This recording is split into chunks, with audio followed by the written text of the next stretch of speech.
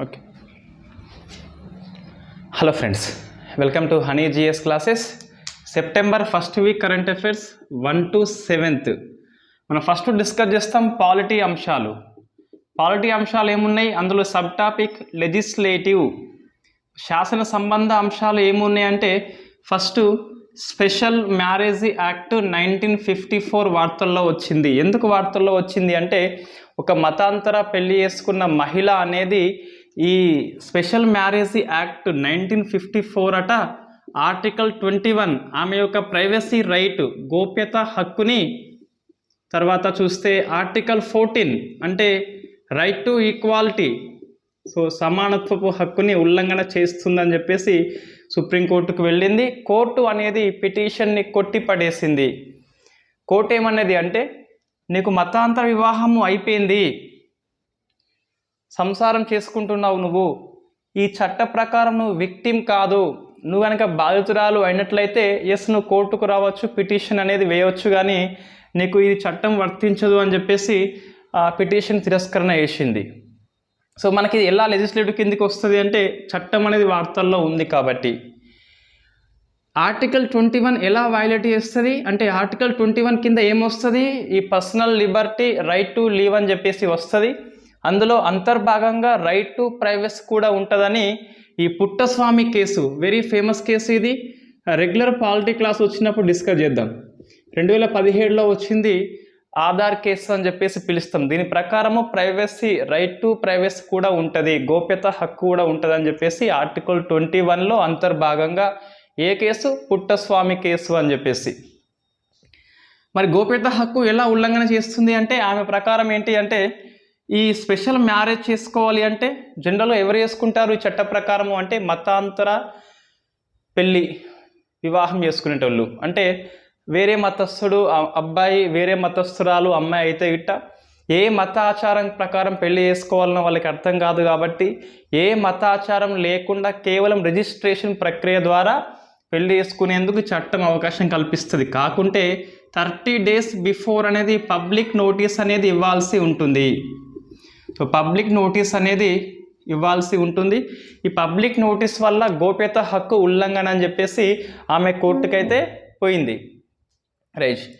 Article 14 ఎలా violate చేస్తుంది అంటే మతాంతర పెళ్లి చేసుకుంటే ఒక రూలు, మామూలుగా వేరే మతస్థులు వేసుకుంటే ఒక రూలు ఏంటి అని చెప్పేసి రైట్ టు ఈక్వాలిటీ వైలేట్ అని చెప్పేసి కోర్టుకైతే పోయింది. అది 1954 స్పెషల్ మ్యారేజెస్ యాక్ట్ అని చెప్పేసి గుర్తుపెట్టుకోవాలి.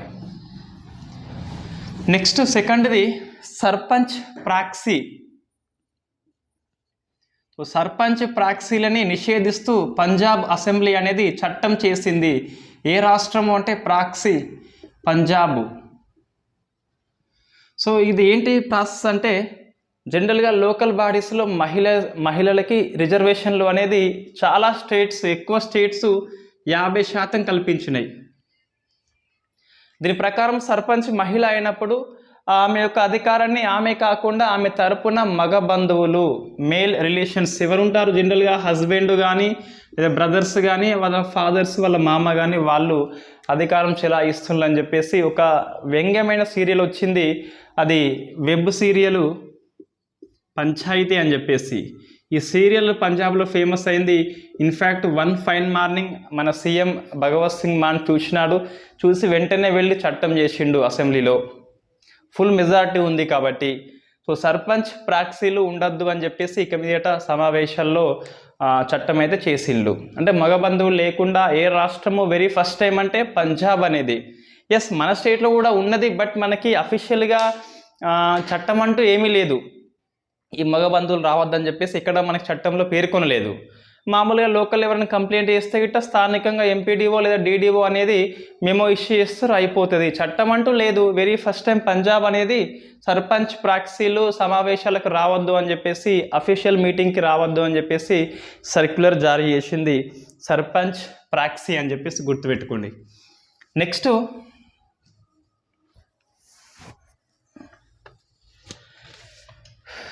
ఇది తెలంగాణ అసెంబ్లీ సెషన్స్ అనేది స్టార్ట్ అయినాయి. తెలంగాణ అసెంబ్లీ సెషన్స్ ఇవేంటి, మన్సూన్ సెషన్స్ అంటే వర్షాకాల సమావేశాలు స్టార్ట్ అయినాయి. మొత్తం మనం 3 అంశాలు ఇక్కడ డిస్కస్ చేయాల్సి ఉంటుంది. ఒకటి, జనరల్గా సెషన్స్ అనేది ఎవరు పిలవాలి ఒకటి. సెకండ్ది, బిజినెస్ అడ్వైజర్ కమిటీ అంటే బీఏసీ మీటింగ్కి ఎవరు హాజరవుతారు, ఎవరు అధ్యక్షుడిగా ఉంటాడు. మూడవది, వార్తల్లో ఉన్న అంశము 4 ప్యానెల్ స్పీకర్స్ని తెలంగాణ స్పీకర్ పోచారం శ్రీనివాస్ రెడ్డి అపాయింట్మెంట్ చేసిండు. So who are panel speakers? ఈ 3 అంశాలు మనం డిస్కస్ చేయాలి. ఫస్ట్, సెషన్స్ అంటే జనరల్గా ప్రతి సెషన్ మధ్య 2 months 6 అంటే 2 సెషన్స్ మధ్య 6 months కంటే ఎక్కువ గ్యాప్ ఉండొద్దని చెప్పేసి రాజ్యాంగంలో ఉన్నది. దాని ప్రకారం 85 ఆర్టికల్ ప్రకారం రాష్ట్రపతి, 174 ఆర్టికల్ ప్రకారం చూస్తే గవర్నరు కంపల్సరీ 2 సెషన్స్ మధ్య 6 months కంటే ఎక్కువ గ్యాప్ ఉండకుండా సమావేశాలని ఆహ్వానిస్తాడు, సమ్మన్స్ చేస్తాడు. ఎవరు? President of India. కానీ ఇక్కడ స్టేట్ విషయానికి వస్తే గవర్నర్స్ ఏం చేస్తారు అంటే ఈ 2 ఆర్టికల్స్ ప్రకారము సెషన్స్ని సమన్స్ అంటే ఏంది, ఆహ్వానం చేయడము, ప్రోరోగ్ వాయిదా వేయడము, డిజాల్వ్ చేస్తాడు. మనకి డిజాల్వ్ అని ఇక్కడ అవసరం లేదు, సభ రద్దు అనేది ఇక్కడ ప్రస్తావన అర్హం కాదు. రైట్. ఇప్పుడేంటి అంటే మన సెషన్ని, మన అసెంబ్లీ సెషన్స్ని గవర్నరు సమ్మన్స్ చేయలేదు, అసెంబ్లీ స్పీకర్, శాసన మండలి చైర్మన్ ఆయా సభ అధ్యక్షులే సమ్మన్స్ చేసిండ్రు. కారణం ఏంటి అంటే ఇంతకుముందు మనకి ఫిబ్రవరి మార్చి మాసంలో చూస్తే బడ్జెట్ సెషన్స్ అనేవి ముగిసినప్పుడు గవర్నర్ ప్రోరోగ్ చేయాల్సి ఉండే. ప్రోరోగ్ ఎప్పుడు చేస్తాడు అంటే జనరల్గా ఇక్కడ నుంచి మనం స్టార్ట్ చేద్దాం. ఫస్ట్ సెషన్ స్టార్ట్ అయినాక business advisory committee very first day meeting పెట్టుకుంటుంది. స్పీకర్ అధ్యక్షుడిగా, శాసన మండలి ఉంటే ఆ చైర్మన్ అధ్యక్షుడిగా. మనకెవరు తెలంగాణ శాసన మండలి అంటే గుత్త సుఖేందర్ రెడ్డి, అటువైపేమో పోచారం శ్రీనివాస్ రెడ్డి, ఇద్దరు మీటింగ్ పెట్టుకున్నారు. అన్ని పార్టీల సభ్యుల్ని ఆహ్వానించాలి. మన అన్ఫార్చునేట్లీ బీజేపీ వాళ్ళని ఆహ్వానం అందలేదు అని చెప్పేసి పేపర్లో వచ్చింది. సరే, మొత్తం మీద ఏంది, బిజినెస్ అడ్వైజర్ కమిటీకి అధ్యక్షుడు ఎవడు అంటే సభ అధ్యక్షుడు. శాసన మండలి అయితే ఇన్ఫ్యాక్ట్ చైర్మన్, విధానసభ ఉంటే స్పీకర్ అధ్యక్షులుగా ఉంటారు. ఇందులో ఏముంటుంది, ఎజెండా ఉంటుంది. అంటే ఆయా సెషన్స్లో ఏం చేయాలని చెప్పేసి ఎజెండా నిర్ణయిస్తారు. ఈ ఎజెండా నిర్ణయించేది ఎవరు అంటే జనరల్గా క్యాబినెట్ నిర్ణయం చేసుకుంటుంది, ఇక్కడ ఆమోదించుకుంటారు, అయిపోతుంది. అయిపోయాక సెషన్ స్టార్ట్ అయితే స్పీకర్ కూర్చున్నాక ఎవరైనా అల్లరి చేస్తే అడ్జర్న్మెంట్ అంటాం. అడ్జర్న్మెంట్ చేస్తాడు. మనం ఇది డిస్కస్ చేసినాం, మళ్ళీ అవసరం లేదు. సో అడ్జర్న్మెంట్ చేస్తాడు. చాలా కాలం తర్వాత ఈ ఎజెండా పూర్తయినాక అడ్జర్న్మెంట్ సైన్ డై చేస్తాడు. అంటే సైన్ డై అంటే ఏంది, నెక్స్ట్ డేటు, నెక్స్ట్ టైం చెప్పకుండా సభని నిరవధికంగా వాయిదా వేయడము, అన్డెఫినెట్లీ పోస్ట్పోన్ చేయడం అంటాం. ఈ నోటీస్ అనేది సెంట్ టు గవర్నర్ పోయినాక దాన్ని ప్రోరోగ్ చేస్తారు. అట్లా సభ సెషన్ అనేది ముగిసిపోతుంది. సభ రద్దు కాదు, సెషన్స్ అనేది పూర్తి అయిపోతుంది. సో నెక్స్ట్ మళ్ళీ 6 months అయిపోయాక సెషన్ స్టార్ట్ చేయాలంటే గవర్నర్ యొక్క అనుమతి అవసరం ఉంటుంది. సమన్స్ చేస్తాడు క్యాబినెట్ సలహా మేరకి. ఇక్కడ ఏంది, ప్రోరోగ్ చేయలే కాబట్టి సభని లాస్ట్ ఎవరు ఆపేసిండు, స్పీకర్ కాబట్టి మళ్ళీ స్పీకరే స్టార్ట్ చేస్తుండు. అది ఇక్కడ మనకి ఇష్యూ. సో నెక్స్ట్ ఏంటి అంటే ఇది అయిపోయిందిగా. సో ఎవరు, స్పీకర్ అండ్ చైర్మన్ స్టార్ట్ చేస్తున్నారు. ఎందుకు అంటే సభ అనేది ప్రోరోగ్ కాలేదు. మనం ఈ పేపర్లో వచ్చే అంశాలని అవి పట్టుకోవాలి, దాంట్లో ఏమన్నా మన సబ్జెక్ట్ ఉందా పట్టుకోవాల్సి ఉంటుంది. నెక్స్ట్ ఇది అయిపోయింది కదా. ఇదేంటిది, 4 ప్యానెల్ స్పీకర్స్గా అసెంబ్లీ స్పీకర్ పోచారం శ్రీనివాస్ రెడ్డి నియామకం చేస్తాడు. 4 పేర్లు మనకు అవసరం అంటే అంతగానం పేర్లు అడగకపోవచ్చు, బట్ ఒకసారి దృష్టి పెట్టాల్సి ఉంటుంది. మొజం ఖాన్ అంటాం, ఒకరు అవసరం లేదు. సో మొజం ఖాన్ అంటాం. నెక్స్ట్ కిషన్ రెడ్డి, ఇన్ఫ్యాక్ట్ మన బీజేపీ ఎంపీ కాదు, ఇది నేను టీఆర్ఎస్ ఎమ్మెల్యే కిషన్ రెడ్డి. ఇంకా రెడ్డియా నాయక్. సో రెడ్డియా నాయక్ అని చెప్పేసి, అండ్ ఇంకొక వ్యక్తి హనుమంత్ షిండే. సో హనుమంత్ షిండే అని చెప్పేసి మొత్తం 4 members ఉంటారు. ప్రశ్న అయితే కంపల్సరీ రాదు, బట్ మనకి ఇది ఐడియా ఉండాలి. ఏది, ప్యానెల్ స్పీకర్స్ అంటే ఐడియా ఉండాలి. ఇది సబ్జెక్టు, ఇది కరెంట్ అఫైర్స్ కానీ అడగకపోవచ్చు. సో ఎవరు ప్యానెల్ స్పీకర్స్ అంటే మొత్తం మనకి స్పీకర్స్ చూస్తే 4 types ఉంటారండి. జనరల్గా 4 టైప్స్. అందులో ఫస్ట్ ఎవరు అంటే ప్రోటెమ్ అంటాం, ప్రోటెమ్ స్పీకర్. సో ప్రోటెర్మ్ అంటే టైం బీయింగ్, కొంతకాలానికి మాత్రమే స్పీకర్గా ఉంటాడు. ఇంకొక వ్యక్తి స్పీకర్ అంటాం, ఇంకొక వ్యక్తి డిప్యూటీ స్పీకర్ అంటాం, ఇంకొక వ్యక్తి ప్యానల్ స్పీకర్స్. సేమ్ ఇక్కడ మనకి శాసన మండలికి అదే ఉంటుంది, కానీ అక్కడ ఏమొస్తుంది పేరు, చైర్మన్ అని చెప్పేసి వస్తుంది. సో ప్రోటెమ్ స్పీకర్ అంటే ఎవరు, జనరల్గా మనకి కొత్త విధానసభ ఎన్నికలు జరిగినాయి, అసెంబ్లీ ఎలక్షన్స్ అయిపోయినాయి, అందరూ కొత్త వాళ్ళే, ఎవరు స్పీకర్గా లేరు. అంతకుముందు స్పీకరు ఫస్ట్ సెషన్ స్టార్ట్ కాగానే అది ముగిసిపోతుంది, సభ రద్దయిన స్పీకర్ పదవి రద్దు కాదు, ఫస్ట్ సెషన్ అయ్యేంత వరకు కొనసాగుతుంది. సెషన్లో కూర్చున్నారంటే ఆటోమేటిక్గా ఆ స్పీకర్ పదవి రద్దు అయిపోయింది. ఇప్పుడు సభకి ఎవడు అధ్యక్షుడిగా ఉండాలి, అప్పుడు వస్తాడు మన రాష్ట్రపతి అండ్ గవర్నర్. సో రాష్ట్రపతి గవర్నర్ ఉంటారు. రాష్ట్రపతి చూస్తే మనకి లోక్సభ కదా 543 మెంబర్స్లలో, ఇక్కడ వస్తే గవర్నర్ మన అసెంబ్లీకి ఎంత 119 మెంబర్స్. ఇందులో పెద్ద మనిషి నువ్వు రావాయి అని చెప్పేసి రాష్ట్రపతి పిలుస్తాడు, ఇక నువ్వు సభకి అధ్యక్షుడిగా ఉండు అంటాడు. ఇది ఒక సాంప్రదాయము, పార్లమెంటరీ పరంపర, కన్వెన్షన్ అంటాం. రాజ్యాంగంలో ఎక్కడా లేదు పెద్ద సీనియర్ సభ్యుడే ఉండాలని చెప్పేసి, ఎవరిని అయినా ఉంచుకోవచ్చు, రాష్ట్రపతి ఇష్టం. బట్ మనకు సాంప్రదాయం ఉన్నది, సీనియర్ సభ్యుడినే నియామకం చేస్తుండ్రు. రైట్, ఇప్పుడేంటి ప్రోటెమ్ అయిపోయింది. ఎవరినే కొత్తగా సభ ఎన్నికైనప్పుడు సభకి తాత్కాలికంగా సభని కండక్ట్ చేసేందుకు నూతన స్పీకర్ ఎన్నిక కోసమే ఈ ప్రోటెమ్ స్పీకర్ ఉన్నాడు. సో స్పీకర్గా ఎవరిని ఎన్నుకుంటాం అంటే ఆ సభ్యుల నుంచే మనం ఎన్నుకుంటాం. మనకు జనరల్గా ప్రశ్న వస్తుంది యూపీఎస్సీలో, ఒక ఫేమస్ క్వశ్చన్ ఏంటి అంటే, ఈ మంత్రి అండ్ స్పీకర్ చూస్తే ఒక మినిస్టర్గా అపాయింట్మెంట్ చేయాలి అంటే, మంత్రి కావాలి అంటే సభ సభ్యత్వం అవసరం లేదు, మంత్రిగా అయినాక 6 months లోపల సభకి ఎన్నిక కావాల్సి ఉంటుంది. అంటే ఏంటిది, నువ్వు మంత్రిగా నియామకం అయ్యే టైంలో సభ్యత్వం అవసరం లేదు, కానీ స్పీకర్గా నియామకం కావాలి అంటే సభ్యత్వం compulsory, it is mandatory, shall be member compulsory కావాలి. స్పీకర్గా ఎన్నుకొని 6 months తర్వాత సభకి ఎన్నిక అంటే అది కుదరదు ఇక్కడ. సో ఆ డిఫరెన్స్ మనం పట్టుకోవాల్సి ఉంటుంది. ఆ సభ్యుల నుంచే 190 నుంచే ఎవరైనా పోటీ చేస్తేనేమో ఓకే, లేకుంటే మ్యాక్సిమం ఎక్కువ సార్లు అధికార పార్టీకి మెజారిటీ ఉంటుంది కాబట్టి అధికార పార్టీ సభ్యుడే అవుతాడు. ఆయనే ఉండాలని ఏమీ లేదు, ఎవరైనా ఉండొచ్చు, బట్ అధికార పార్టీ మెజారిటీ ఉంటుంది కాబట్టి అధికార పార్టీ సభ్యుడే మనకి స్పీకర్గా ఎన్నికవుతాడు. స్పీకర్ ఎన్నిక అనంతరము ప్రోటెమ్ రద్దయిపోతుంది. ఇక స్పీకర్ మొత్తము ఏది మామూలుగా సభని కండక్ట్ చేస్తాడు. డిప్యూటీ స్పీకర్ అనేది జనరల్గా ఎవరైనా కావచ్చు, కానీ మన పార్లమెంటరీ కన్వెన్షన్ ఏంటి అంటే ప్రతిపక్ష పార్టీకి ఇస్తున్నారు, బట్ ఇవ్వాల్సిన అవసరం అయితే లేదు. ఈయన చేస్తాడు అంటే, ఈ స్పీకర్ లేనప్పుడు డిప్యూటీ స్పీకర్ సభకి అధ్యక్షుడిగా ఉంటాడు. ఓకే, ఇది ఫైన్, ఇది అందరికీ తెలుసు. ఇక్కడ ఏంటి, వీళ్ళు ఎవరు అంటే స్పీకరు డిప్యూటీ స్పీకరు ఇద్దరు అందుబాటులో లేకుంటే, ఐ మీన్ ఆబ్సెంట్ అయితే అప్పుడు ప్యానల్ స్పీకర్స్ మనకి సభకి అధ్యక్షుడిగా ఉంటాడు. ఇంకో పాయింట్ వస్తుంది ఇక్కడ, ఇద్దరు వేకెంట్ అయితే ఎట్లా అంటాం, వేకెంట్ అంటే ఇవి రెండు సేమా కాదు, అలాగే ఇది ఆబ్సెంట్ అంటేనేమో జస్ట్ గైర్హాజరు కావడము, జ్వరం రావడము, లేదా కారణాలు మొత్తం డిఫరెంట్ రీజన్స్ వల్ల వాళ్ళు సభకి హాజరు కాకపోవడము. వేకెంట్ అంటే మరణించడం కావచ్చు, లేకుంటే రాజీనామా ఇవ్వచ్చు, లేదా తొలగింపు జరిగి ఉండొచ్చు. అటువంటి టైంలో ప్యానల్ స్పీకర్స్ కాకుండా వేకెంట్ టైంలో సభకి కొత్త అధ్యక్షుడిగా మళ్ళీ నియామకం చేసుకోవాల్సి ఉంటుంది. ఇది తెలంగాణ విషయంలో ప్యానల్ స్పీకర్స్ 4 పేర్లు: మోజం ఖాన్, కిషన్ రెడ్డి, రెజ్జా నాయక్ అండ్ హనుమంత్ షిండే అని చెప్పేసి గుర్తుపెట్టుకునే ప్రయత్నం చేయండి. సో నెక్స్ట్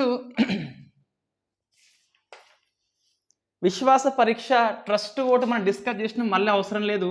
ఈ కరెంట్ ఇష్యూలో జార్ఖండ్లో జరిగింది ట్రస్ట్ ఓటు అనేది, హేమంత్ సోరెన్ నెగ్గిండు. బట్ హేమంత్ సోరెన్ ఉంటాడా లేదా ఇప్పుడే మనం చెప్పలేము. 193 ప్రకారము ఇంకా అక్కడ ఏది గవర్నర్ అనేది డిసిషన్ తీసుకోవాల్సి ఉంటుంది. ఈయన కేసు ఏంటి, ఆఫీస్ ఆఫ్ ప్రాఫిట్ కింద 192 ఆర్టికల్ ప్రకారం గవర్నర్ డిస్క్వాలిఫై చేయాల్సి ఉంటుంది. ఎన్నికల సంఘం సిఫార్సు చేస్తే, ఎన్నికల సంఘం సిఫార్సు చేసింది ఈ రమేష్ అనే గవర్నర్కి, జార్ఖండ్ గవర్నర్కి. ఇన్ఫ్యాక్ట్ గవర్నర్ డిసిషన్ అనేది పెండింగ్లో ఉంది, కారణం ఏంటి మనకు తెలియదు. ఇంకోటి సేమ్ ఇక్కడ ఢిల్లీలో కూడా ట్రస్ట్ ఓటు కండక్ట్ చేయబడింది. సేమ్ ఎవరు అంటే అరవింద్ కేజ్రీవాల్. డిస్కస్ చేసినాం, మళ్ళీ అవసరం లేదు, కావాలంటే కరెంట్ ఇష్యూలో రీసెంట్గా వీడియో ఉంటుంది. మనం కరెంట్ అఫైర్స్ చేస్తూనే కొన్ని కరెంట్ ఇష్యూ చేసినాం, ఏది ట్రస్ట్ ఓటు కానీ కంటెంప్ట్ ఆఫ్ కోర్టు కానీ మళ్ళీ డిస్కస్ చేయము, స్పెషల్గా క్లాస్ చేసినాం కాబట్టి ఇక్కడ ఇంకా అంతగానం ఎక్కువ ఎక్స్ప్లెయిన్ చేయదు, అది అవసరం లేదు కూడా. సో మనకి ఇవ్వండి, ఇవేంటి పాలిటీ అంశాలు అనేవి ఇవే ఉన్నాయి ఈ 7 డేస్లో, అంటే ఈ లెజిస్లేటివ్ అంశాలు ఇవే ఉన్నాయి. నెక్స్ట్ వస్తుంది ఏంటిది అంటే జ్యుడిషియరీ అని చెప్పేసి వస్తుంది. సో అందులో ఫస్ట్ ఇది కూడా మనము డిస్కస్ చేసిందే, సెప్టెంబర్ 1న డిస్కస్ చేసినాం మనం. ఈ బాంగు అని చెప్పేసి ఈ ఎన్డీపీఎస్ చట్టం కిందికి రాదు అని కర్ణాటక హైకోర్టు తీర్పు చెప్పింది. సో బాంగ్ అంటే ఏంటి డిస్కస్ చేసినాం మనం ఆల్రెడీ. అయితే ఇక్కడ కర్ణాటక హైకోర్టు పేరు గుర్తుపెట్టుకోవాలి. ఒక హైకోర్టు కాంట్రవర్షియల్ తీర్పు చెప్పినప్పుడు ఆ కేసు పేరు కంటే హైకోర్టు పేరు మనకి ప్రశ్న వస్తుంది, గుర్తుపెట్టుకోండి. Second NALSA. సో నల్సా మనకి వార్తల్లో ఉంది, national legal service authority. So NALSA ఎందుకు వార్తల్లో ఉంది అంటే ఇంత నల్సా యొక్క మనము కంపోజిషన్ చూస్తే ఇది దీనికి ప్యాటర్న్ ఇన్ చీఫ్ అంటాం. ప్యాటర్న్ ఇన్ చీఫ్ ఉంటాడు అండ్ ఎగ్జిక్యూటివ్ చీఫ్ ఉంటాడు, ఎగ్జిక్యూటివ్ చీఫ్ అని చెప్పేసి. ఇప్పుడు వీళ్ళు మారిన్లు, వీళ్ళు ఎందుకు మారిన్లు అంటే ఇంతకుముందు ప్యాటర్న్ ఇన్ చీఫ్గా ఎన్వి రమణ ఉండే, ఎగ్జిక్యూటివ్ చీఫ్గానేమో మన ఉదయ్ ఉమేష్ లలిత్ ఉండే. ఇప్పుడు విరమణ అది రమణ విరమణ అయింది కాబట్టి సో ఈయన ప్లేస్లోకి సిజేఐ ఎవరున్నారు ఇప్పుడు, యుయు లలిత్ ఉన్నాడు. సో అతను ప్యాటర్న్ ఇన్ చీఫ్గా ఉంటే ఎగ్జిక్యూటివ్ చీఫ్గా senior most judge DY Chandrachud ఉన్నాడు ఇప్పుడు. సో మన కొత్తగా జరిగిన ఇవి నియామకాలు అని చెప్పేసి, వాస్తవంగా ఇవి ఆటోమేటిక్గా వస్తాయి కానీ మన పేర్లు గుర్తుపెట్టుకోవాలి. నల్సా యొక్క ప్యాటర్న్ చీఫ్ ఎవరు అంటే సిజేఐ ఎవరు ఉంటే వాళ్ళు, ఉమేష్ లలిత్ కొత్తగా వచ్చింది కాబట్టి ఉదయ్ ఉమేష్ లలిత్కి ఇచ్చిండ్రు. దాంతోపాటు ఎగ్జిక్యూటివ్ చీఫ్ ఎవరు అంటే సెకండ్ సీనియర్ మోస్ట్ జడ్జి ఎవరు ఇప్పుడు మన సుప్రీంకోర్టులో, డివై చంద్రచూడ్. ఇప్పుడు లలిత్ గిట్ట పోయినాక 73 డేస్ తర్వాత ఎవరు సిజేఐ, డివై ఈయన వస్తాడు, చంద్రచూడ్ వస్తాడు. సో డివై చంద్రచూడ్ వస్తాడు. ఇలా నాన్న ఉన్నాడు కదా, ఈ నాన్న యొక్క రికార్డ్ ఏంటి అంటే ఆయన కూడా సేమే, సుప్రీంకోర్టుకి అత్యధిక కాలం సిజేఐగా పనిచేసింది వీళ్ళ ఫాదరు చంద్రచూడ్, ఇద్దరు పేర్లు ఒకటే. సో వీళ్ళ గిట్ట సిజేఐ అయితే గిట్ట తండ్రి కొడుకులు సిజేఐ రికార్డు సృష్టించబోతారు. నవంబర్ 8న ఈయన పదవీకాలం అయిపోతుంది, సిజేఐ అవుతాడు. అప్పుడు రికార్డ్ ఏంటి అంటే ఇద్దరు సిజేఐగా ఉన్నారు, తండ్రి కొడుకులు అని చెప్పేసి. సో అది మనం గుర్తుపెట్టుకోవాలి, నల్సా అనే వార్తల్లో ఉంది. ఇంకొకటి నల్సా యొక్క చీఫ్ ఆఫీస్ ఇంతకుముందు ఢిల్లీలో ఉన్నది, ఇప్పుడు దీన్ని జైసల్మీర్ కార్యాలయానికి మార్చిండ్రు. ఇక్కడికి నూతన కార్యాలయం వచ్చేసి జైసల్మీర్ ఎక్కడ ఉంది, ఢిల్లీ లోపల ఉన్నది. ఇది జైసల్మీర్ అంటే రాజస్థాన్ అనుకోవద్దు, జైసల్మీర్ ఆఫీస్ అనేది నల్సా యొక్క కార్యాలయం కొత్తగా మారింది. నెక్స్ట్ కంటెంప్ట్ ఆఫ్ కోర్ట్ మనం డిస్కస్ చేసినాం, మళ్ళీ ఇక్కడ అవసరం లేదు. ఏమైంది కేసు అది, కపిల్ సిబాల్ అని చెప్పేసి ఒక వ్యాసంలో ప్రసంగిస్తూ కోర్టు వాళ్ళని తిడితే ఎవరో కోర్టుకు వెళ్తే ఏజీ అనుమతి ఇవ్వలేదు అని చెప్పేసి మనం డిస్కస్ చేసినాం, మళ్ళీ ఇక్కడ అవసరం లేదు. నెక్స్ట్ ఈ సెక్యులర్ సోషలిస్ట్ పదాలు తొలగించాలని చెప్పి సుబ్రహ్మణ్య స్వామి కోర్టుకి వెళ్ళిండు, మనం డిస్కస్ చేసినాం. సెక్యులర్ అంటే ఏంటి, సోషలిస్ట్ అంటే ఏంటిది, ఇండియా పాయింట్ ఆఫ్ వ్యూలో ఓన్ డెఫినేషన్ ఏంటి అని చెప్పేసి, ఏ కేసుల్లో సుప్రీంకోర్టు పేర్కొన్నది అని చెప్పేసి అంతా డిస్కస్ చేసినాం, మళ్ళీ అవసరం లేదు. కాకుంటే ఇంకొకటి వెరీ ఫేమస్ది, ఈడబ్ల్యూఎస్ కోటా అనేది సుప్రీంకోర్టు విచారణకి తీసుకుంది. ఎకనామీ వీకర్ సెక్షన్కి 10% కల్పిస్తున్నారు విద్యా ఉద్యోగాల్లో. దీని మీద కోర్టులో కేసు వేస్తే ఈ కోర్టు అనేది తీసుకున్నది. సో మనకి పిటిషన్ తీసుకుంది కాబట్టి కంపల్సరీ ప్రశ్న వస్తుంది, ఈడబ్ల్యూఎస్ కోటా అంటే ఏంటి, ఎవరు అర్హులు అని చెప్పేసి. 15(6) అండ్ 16(6) మీకు ఫండమెంటల్ రైట్స్ని క్లాస్ చేసి ఉన్న 15 ఆర్టికల్ 16 ఆర్టికల్ అక్కడ చూస్తే ఈజీగా అర్థమవుతుంది. 15(6) ఏంటిది, విద్యా సంస్థలలో ఎకనామికల్లీ వీకర్ సెక్షన్కి రిజర్వేషన్లు 10%. ఇప్పుడున్న దానికి అనుబంధంగా 10%, దాన్ని కలుపుకొని కాదు ఇక్కడ. 49.5 ఉందనుకోండి, దీనికి +10 వచ్చింది, 59 పాయింట్ అయిపోయింది. 50% క్యాప్ రూల్ ఒకటి ఉంది మనకి. అది ఎంఆర్ బాలాజీ కేసులో very first time Mysuru high court చెప్తే ఇందిరా సహాని కేసు సుప్రీంకోర్టు అనేది దీన్ని సమర్థించింది. దీన్ని దాటిపోతుంది కాబట్టి ఇది ఉల్లంఘన అని చెప్పేసి కోర్టులో కేసు పడింది. 16(6) ఏంటిది, విద్యా సంస్థల్లో కాదు, ఇది ఉద్యోగాల్లో రిజర్వేషన్ అనేది 10% అనేది ఉంటుంది. సో ఏ విద్యా సంస్థలు మనకి ప్రైవేట్ అన్ఎయిడెడ్, ఎయిడెడ్ గవర్నమెంట్ సంస్థలకి వర్తిస్తుంది, మైనారిటీకి వర్తించదు. 15(6) అని ఇది మన కాంట్రవర్సీ ఏంటంటే ప్రైవేట్కి ఎందుకు అని చెప్పేసి, ప్రైవేట్ సంస్థలకి ఇది ఒకటి చట్టంలో ప్రశ్నార్థకము. ఏంటిది మనకి సుప్రీంకోర్టు ఏమన్నది ఇందిరా సహాని కేసులో అంటే, ఎకానమీ క్రైటీరియా ఆధారంగా రిజర్వేషన్లు కల్పించొద్దు, కేవలము సోషల్లీ ఎడ్యుకేషనల్లీ బ్యాక్వర్డ్ క్లాసెస్కి ఎస్సీ కావచ్చు, ఎస్టీ కావచ్చు, ఓబీసీ వాళ్ళకి కల్పించవచ్చు. ఎందుకంటే caste is the class is the permanent అన్నది. కానీ ఎకనామీ అనేది లాటరీ వస్తే 2 కోట్లు వస్తే, లాటరీ పోతే భిక్షగాడివి అయిపోతావు. ఇది మనకి కన్సిస్టెంట్గా ఉండదు కాబట్టి దీని ప్రకారం వద్దు అని చెప్పేసి ఇందిరా సహాని కేసు చెప్పింది. దాన్ని మరి రివ్యూ చేస్తారో లేదా మనకు తెలియదు.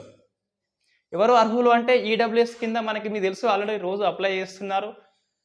8 lakhs ఇన్కమ్ తక్కువ ఉండాలి, 5 acres కంటే ఎక్కువ భూమి ఉండొద్దు, అగ్రికల్చర్ భూమి అయితే 1000 square feet అని చెప్పేసి మన నివాస భవనం ఉండొద్దు, లేదా నోటిఫైడ్ ఏరియా అయితే గిట్ట 100 square feet, నాన్ నోటిఫైడ్ అయితే గిట్ట మున్సిపాలిటీ అయితే 200 square feet అని చెప్పేసి మనకు కొన్ని నిబంధనలు ఉన్నాయి. అవి పాటించుకుంటా సర్టిఫికేట్స్ ఇవ్వాల్సి ఉంటుంది. క్వశ్చన్ ఏంటి అంటే ఈడబ్ల్యూఎస్ అంటే జస్ట్ ఎకనామిక్ క్రైటీరియా ఆధారంగా ఇవ్వచ్చా లేదా, 1 15(6) ప్రకారం ప్రైవేటు విద్యా సంస్థలకు కూడా వర్తిస్తుంది, అది అప్లికేబుల్ అవుతుందా లేదా అని చెప్పేసి క్వశ్చన్ మనకి వేసిండు వాళ్ళు. 103వ చట్టం మనకి ఇది 15(6), 16(6)ని యాడ్ చేస్తారు. సో మనకి ఒకసారి మీరు ఆ ఫండమెంటల్ రైట్స్ పాలిటీ క్లాస్ చూస్తే మొత్తం దాంట్లో క్లియర్గా ఉన్నది. ఇంకొకటి గోస్ట్ ఆర్టికల్ అంటాం. ఐటీ చట్టంలో 60 ఐటీ చట్టం ఎప్పుడు వేసిండ్రు, 2000 వేసిండ్రు. దీనికి 2008లో కొత్తగా 66A అనేది యాడ్ చేసిండ్రు. నేను ఈ 19th 1 ఆర్టికల్ కింద క్లాస్ చేసి ఉన్న ఆల్రెడీ. ఫండమెంటల్ రైట్స్ మనకి ఆర్టికల్ 14 నుంచి 20 వరకే అయిపోయినాయి. అందులో ఇది 19thలో వస్తుంది. 66A అంటే శ్రియా సింఘాల్ కేసు ఉంటుంది. ఈ ఎవరు మనకి మహారాష్ట్రలో కేసు వేస్తుంది.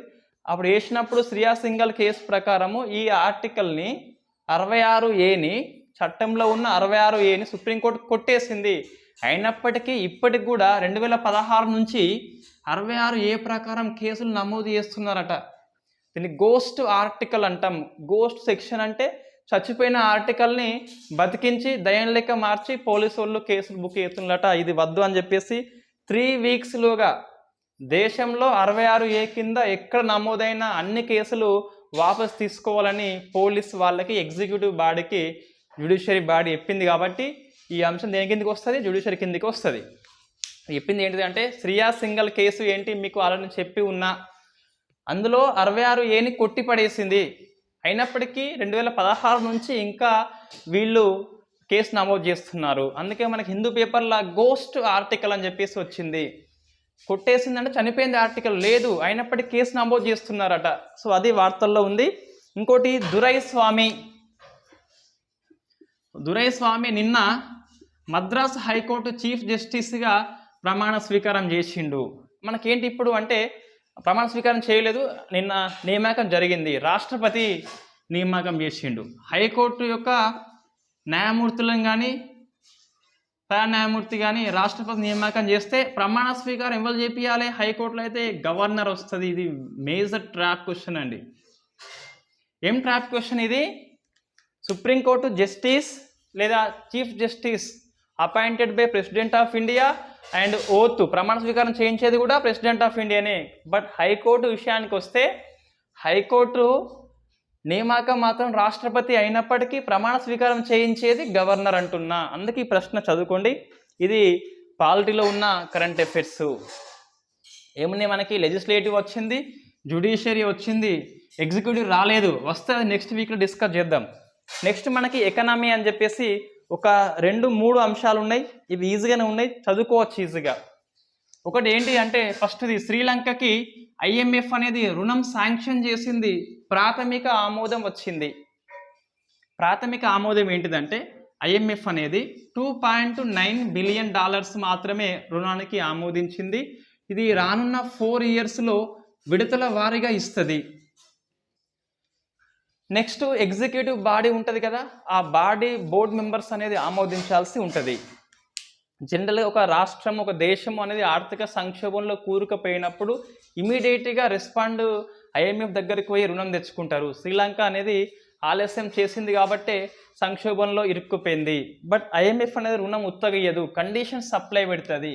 సో కండిషన్స్ ఏవైతే ఉంటాయో ఆ కండిషన్స్ని ఫుల్ఫిల్ చేసిన కొద్దీ ఇది రిలీజ్ చేస్తూ ఉంటుంది. ఎంత 4 ఇయర్స్ కాలంలో $2.9 బిలియన్, వెరీ లీస్ట్ అండి, తక్కువ ఇది రుణం అనేది. ఇన్ఫ్యాక్ట్ ఇండియా ఇంతకంటే ఎక్కువ హెల్ప్ చేసింది సింగిల్గా. ఎవరికి? శ్రీలంకకి.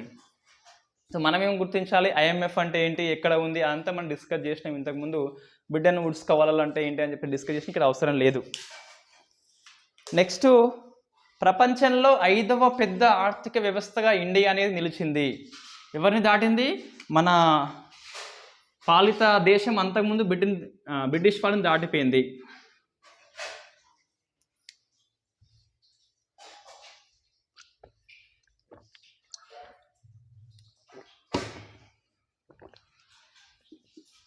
సో 5వ అతిపెద్ద ఆర్థిక వ్యవస్థ.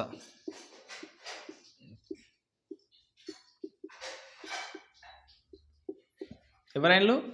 ఇండియా అయింది. ఎవరిని అధిగమించింది అంటే బ్రిటన్ని.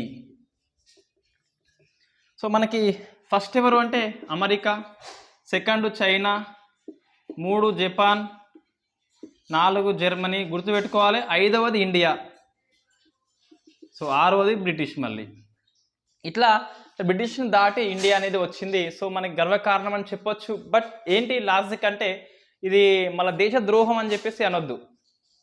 ఏంటిది?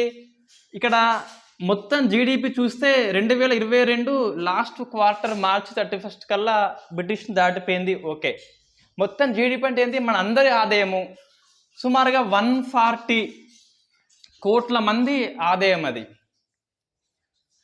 సేమ్ ఈక్వల్గా వాళ్ళు బ్రిటిష్ వాడు ఎంత ఉంటాడు మహా అంటే 7 నుంచి 8 కోట్లు ఉంటారు వాళ్ళు జనాభా అనేది. వాళ్ళందరి ఆదాయం మనందరి ఆదాయం అనేది ఈక్వల్గా కంపేర్ చేయవచ్చు. ఇక్కడ తక్కువ మంది, మనం ఎక్కువ మంది. దేంతో పోల్చాల్సి ఉంటుంది అంటే పర్ క్యాపిటా అంటాం, తలసరి ఆదాయంతో పోల్చాలి.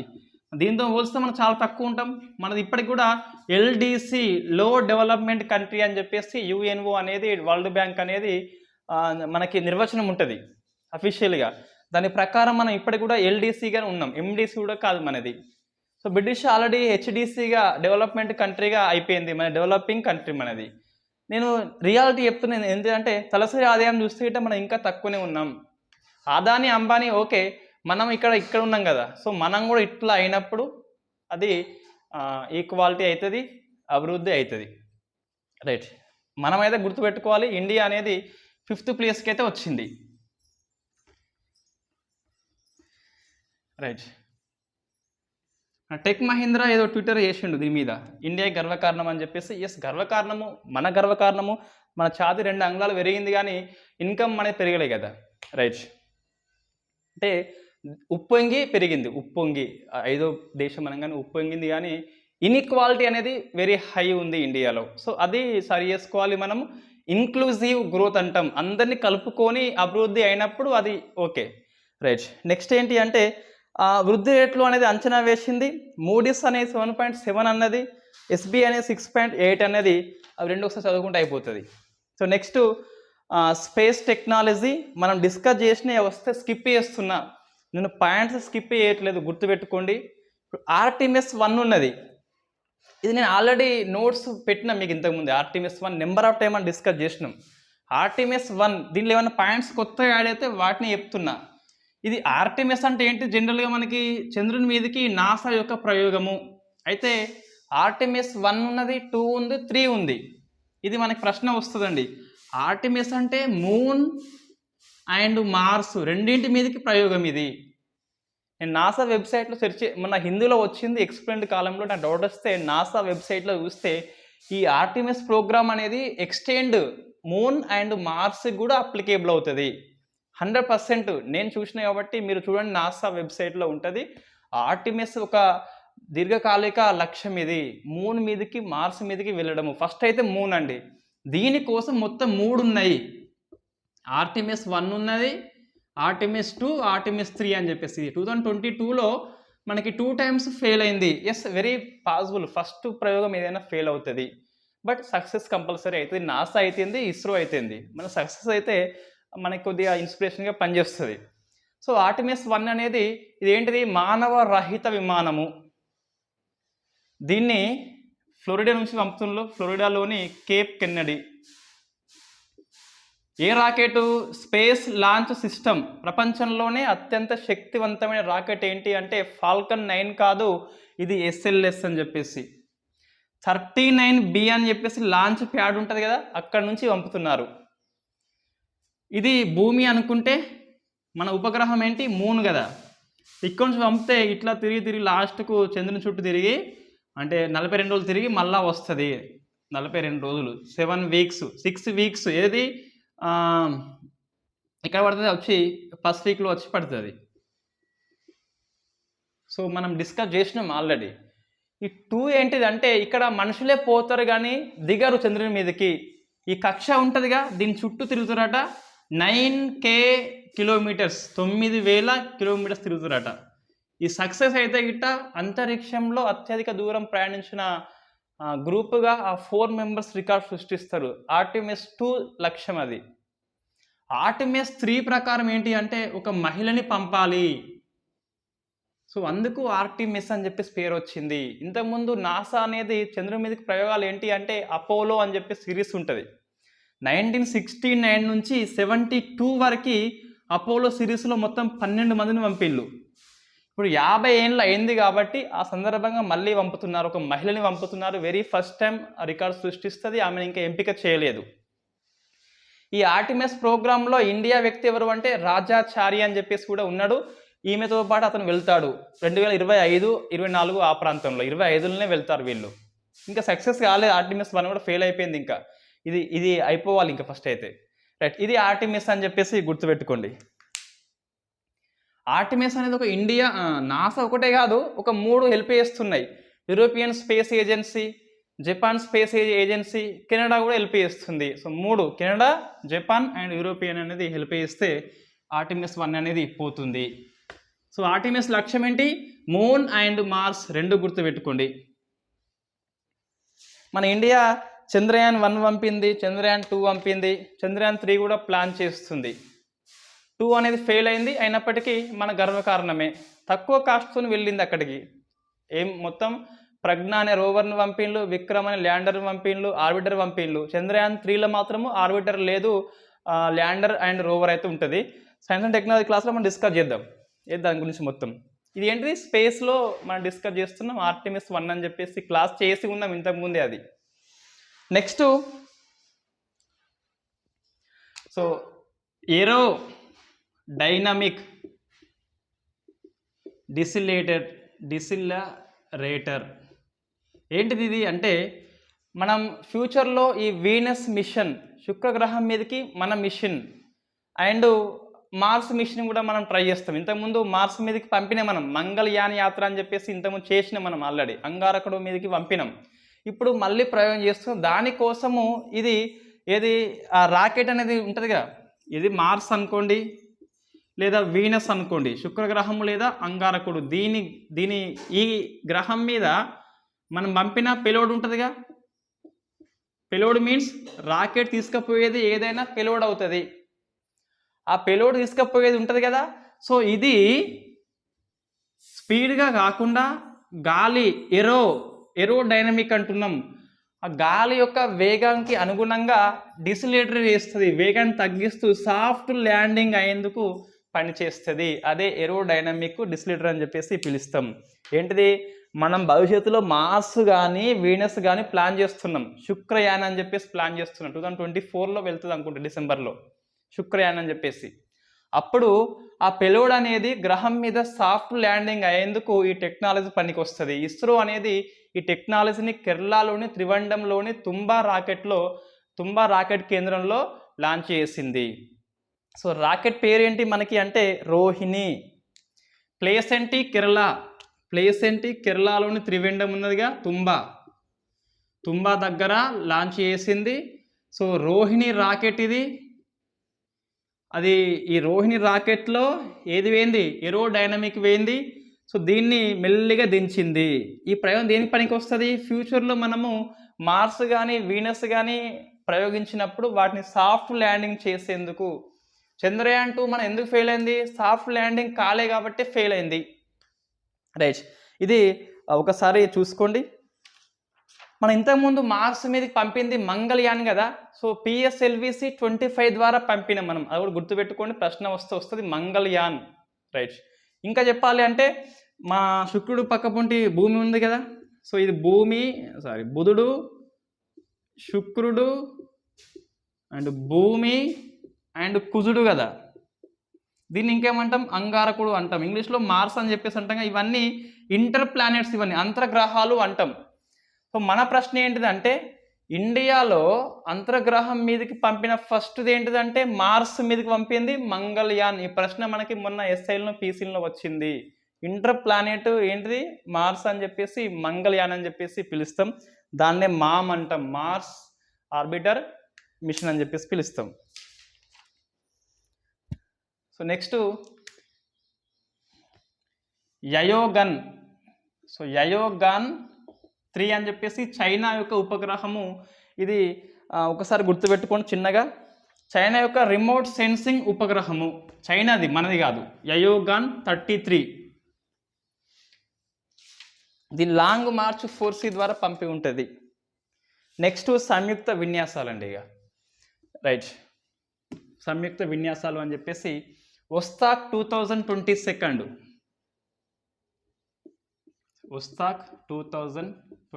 అని చెప్పేసి సంయుక్త విన్యాసాలు.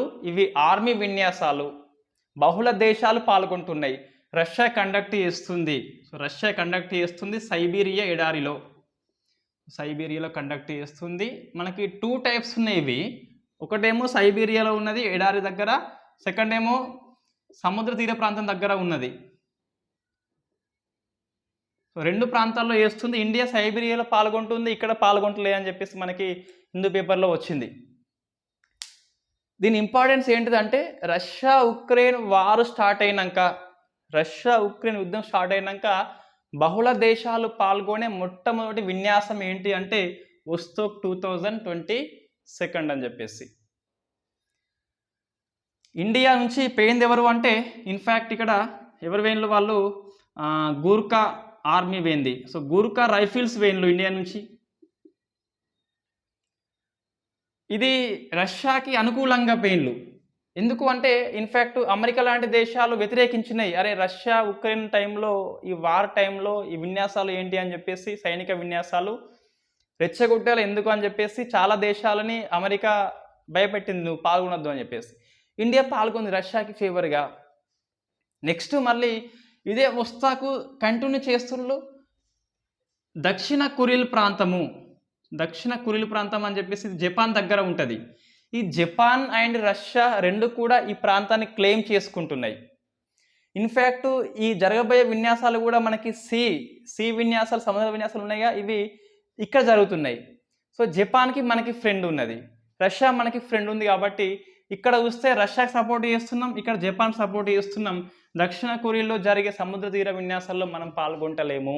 రష్యాకి హ్యాండ్ ఇచ్చినామంటే రష్యా అని అర్థం చేసుకుంటుంది. సో ఒకటే దేశం కండక్ట్ చేస్తుంది, ఒకటే ఎక్సర్సైజు.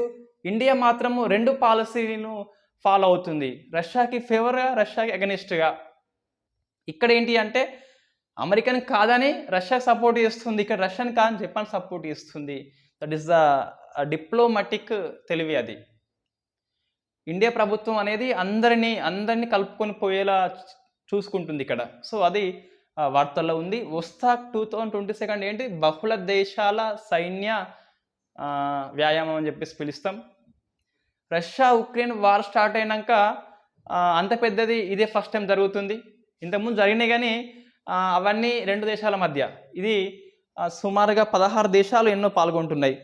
13 దేశాలు రష్యా కలుపుకుంటే 14 అయిపోతాయి. సో డిప్లొమాటిక్ పవర్ అంటే అట్లా ఉంటుంది. నెక్స్ట్ ఇండియా యుఎస్సి అనేది వార్తల్లో ఉంది. ఇక్కడ ఏం గుర్తుపెట్టుకోవాలి, వస్తాక ఎక్కడ జరిగింది, రష్యాలో 2 కేటగిరీలు, సైబీరియా అండ్ దక్షిణ కురిల్ ప్రాంతం అని చెప్పేసి. మనం ఏడ పాల్గొంటున్నాం, సైబీరియాలో పాల్గొంటున్నాము. మన నుంచి ఏది పోయింది, గుర్ఖా రైఫిల్స్ పోయింది. ఎక్కడ హాజరు కావట్లేదు, రష్యా యొక్క ఏది దక్షిణ కురిల్ ప్రాంతంలో. ఎందుకు అంటే జపాన్ మనకి మిత్రదేశం కాబట్టి రష్యాకి సగం పాల్గొన్న కదా, ఇక్కడ వదిలే అని చెప్పేసి రిక్వెస్ట్ చేస్తే ఇంకా వాళ్ళు ఏమనలేదు. నెక్స్ట్ ఇది Chinook helicopter. So Chinook helicopter ఏంటి అంటే వాస్తవంగా మనకి ఇది అమెరికా వాళ్ళు అమ్మిళ్ళు కానీ అది వెనక్కి తీసుకుంటుండ్రు. ఎందుకు అంటే ఇంజన్లో మంటలు వస్తున్నాయి అని చెప్పేసి ఇది బోయింగ్ తయారు చేస్తుంది. ఆ బోయింగ్ తయారు చేసిన చిన్నకి హెలికాప్టర్లో మంటలు వస్తున్నాయి అని చెప్పేసి వాపస్ ఇవ్వమని అడిగింది. మనమైతే వాపస్ ఇవ్వాల్సి ఉంటుంది. ఇవి చండీగఢ్లో ఉన్నాయి, అస్సాంలో ఉన్నాయండి. మన ఎయిర్ ఫోర్స్కి చండీగఢ్ అండ్ అస్సాంలో మోహరించబడింది. ఇవి వాపస్ ఇవ్వాల్సి ఉంటుంది. నెక్స్ట్ ఈ కమ్మ మొత్తం ఐఎన్ఎస్ విక్రాంత్ది నేను ఒక 3 times క్లాస్ స్పెషల్గా చేసుకున్నా. ఐఎన్ఎస్ మళ్ళీ అవసరం లేదు, సేమ్. కానీ ఇక్కడ ఏంటిదంటే ఒకటి డిజైన్ చేసింది వార్షిప్ డిజైన్ బ్యూరో అని చెప్పేసి యాడ్ చేసుకుంటే సరిపోతుంది. సో డిపార్ట్మెంట్ ఆఫ్ నావల్ డిజైన్లో ఇంకొక సబ్ గ్రూప్ ఏంటి అంటే వార్షిప్ డిజైన్ బ్యూరో అని చెప్పేసి డిజైన్ చేసింది. ఈ కమ్ ఏంటిదంటే ఇండియన్ నేవీ కొత్త చిహ్నము. నేను ఆల్రెడీ డయాగ్రామ్స్ అన్నీ వేసే క్లాస్ చేసి ఉన్నాం కాబట్టి మనకు అవసరం లేదు. ఇది అవసరం లేదంటే అధ్యయనం చేయాలి. నేను నోట్స్ అయితే మీకు ఇస్తున్నా అండ్ నేను ఎక్స్ప్లెయిన్ చేసిన స్పెషల్ క్లాస్ చేసిన 1947లో ఎట్లా ఉంది, మనది 1950 రాజ్యాంగం అమల్లోకి వచ్చిన ఇండియన్ నేవీ ఎట్లా మారింది, 2004లో ఎట్లా మారింది, 14లో ఎట్లా మారింది, ఇప్పుడు ఎట్లా మారింది అని చెప్పేసి ఆ గోల్డెన్ ట్రయాంగిల్ షడ్భుజ ఆకారంలో ఉంటుంది కదా, ఆ గోల్డెన్ కోటింగ్ ఏంటి అవంతా మనం డిస్కస్ చేసిందే. నెక్స్ట్ నూతన ఆవిష్కరణలు అని చెప్పేసి ఇది మనము గర్భాశయ క్యాన్సర్ కోసము సెర్వవ్యాక్ అని చెప్పేసి ఇది మన క్లాస్ చేసి ఉన్నాం ఆల్రెడీ. అన్ని రిపీట్ అయిన అంశాలండి ఇవన్నీ, ఈ వారం మొత్తం రిపీట్ అవుతున్నాయి. సో మెల్లగా చూస్తే మనం ఒకసారి సెర్వవ్యాక్ ఏంటిది, ఇది గర్భాశయ క్యాన్సర్ కోసము ఇండియా యొక్క మొట్టమొదటి స్వదేశీ వ్యాక్సిన్. దీన్ని సీరం ఇన్స్టిట్యూషన్ ఆఫ్ ఇండియా అని చెప్పేసి తయారు చేసింది. సీరం ఇన్స్టిట్యూషన్ ఆఫ్ ఇండియా అని చెప్పేసి దేని సహకారంతో, department of biotechnology and BIRAC, ఇది పూణేలో ఉంటుంది, బిరాక్ అని చెప్పేసి biotechnology industries research assistants council అని చెప్పేసి పూణేలో ఉంటుంది. వాటి సహకారంతో ఈ సెర్వోవ్యాక్ని తయారు చేసింది. ఇండియాలో మహిళల్లో రొమ్ము క్యాన్సర్ అయిన తర్వాత 2వ స్థానం ఏంటి అంటే గర్భాశయ క్యాన్సర్ వస్తుంది. రాకుండా ఉండేందుకు వ్యాక్సిన్ ఉన్నది, అదే సెర్వవ్యాక్ అని చెప్పేసి సీరం ఇన్స్టిట్యూట్ ఆఫ్ ఇండియా తయారు చేసింది, గుర్తుపెట్టుకోవాలి. జనరల్గా 15 నుంచి 44 ఇయర్స్ లేడీస్ ఎవరైతే ఉన్నారో ఈ సెక్సువల్ కోర్సులో యాక్టివ్ పాల్గొన్నప్పుడు ఈ గర్భాశయ క్యాన్సర్ వచ్చేందుకు అవకాశం అయితే ఉంటుంది. కాబట్టి ఈ 9 to 15 ఇయర్స్ ఏజ్ వాళ్ళకి వీళ్ళు ఈ ఏజ్ వాళ్ళకి వ్యాక్సిన్ ఇస్తే 2 doses ఇస్తే గిట్ట గర్భాశయ క్యాన్సర్ రాదు అని చెప్పేసి ఇది తయారు చేసిండ్రు. So 2 doses, there is no booster dose అని చెప్పేసి గుర్తుపెట్టుకోండి. మనం ఆల్రెడీ దీన్ని ఇది డిస్కస్ చేసిందే మనం. దీని టెక్నాలజీ ఏముంటుంది అంటే వర్టికల్ లైక్ అని చెప్పేసి అది కూడా ఉంటుంది, చదువుకోండి. నెక్స్ట్ ఇంటర్ నాసల్ వ్యాక్సిన్ అంటాం. ఇంతకుముందు మనం ఏమన్నామంటే భారత్ బయోటిక్ వ్యాక్సిన్ BBV154 అన్నాం ఇంతకుముందు. ముక్కు ద్వారా వేసే వ్యాక్సిన్ ఇది. ముక్కు ద్వారా వేసే వ్యాక్సిన్ పేరు ఏంటిది, BBV154 అన్నాం. ఇప్పుడేంటి అంటే దీనికి పేరు పెట్టిండ్రు.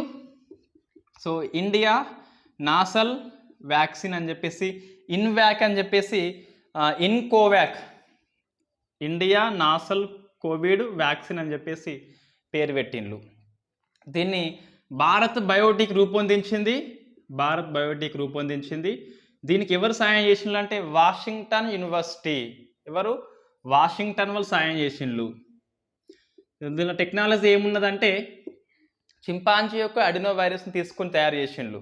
భారత్ బయోటిక్ కోవాక్సిన్ ఉంది మనకి ఆల్రెడీ వీళ్ళదే, దాంతోపాటు ఇది కూడా తయారు చేసిండ్రు. ఏది ఇన్కోవ్యాక్ అని చెప్పేసి మనం డిస్కస్ చేసినాం. అప్పుడు BBV154 అని పేరు చెప్పిన, ఇప్పుడు దీనికి అఫీషియల్గా పేరు అయితే ఇచ్చిండ్రు.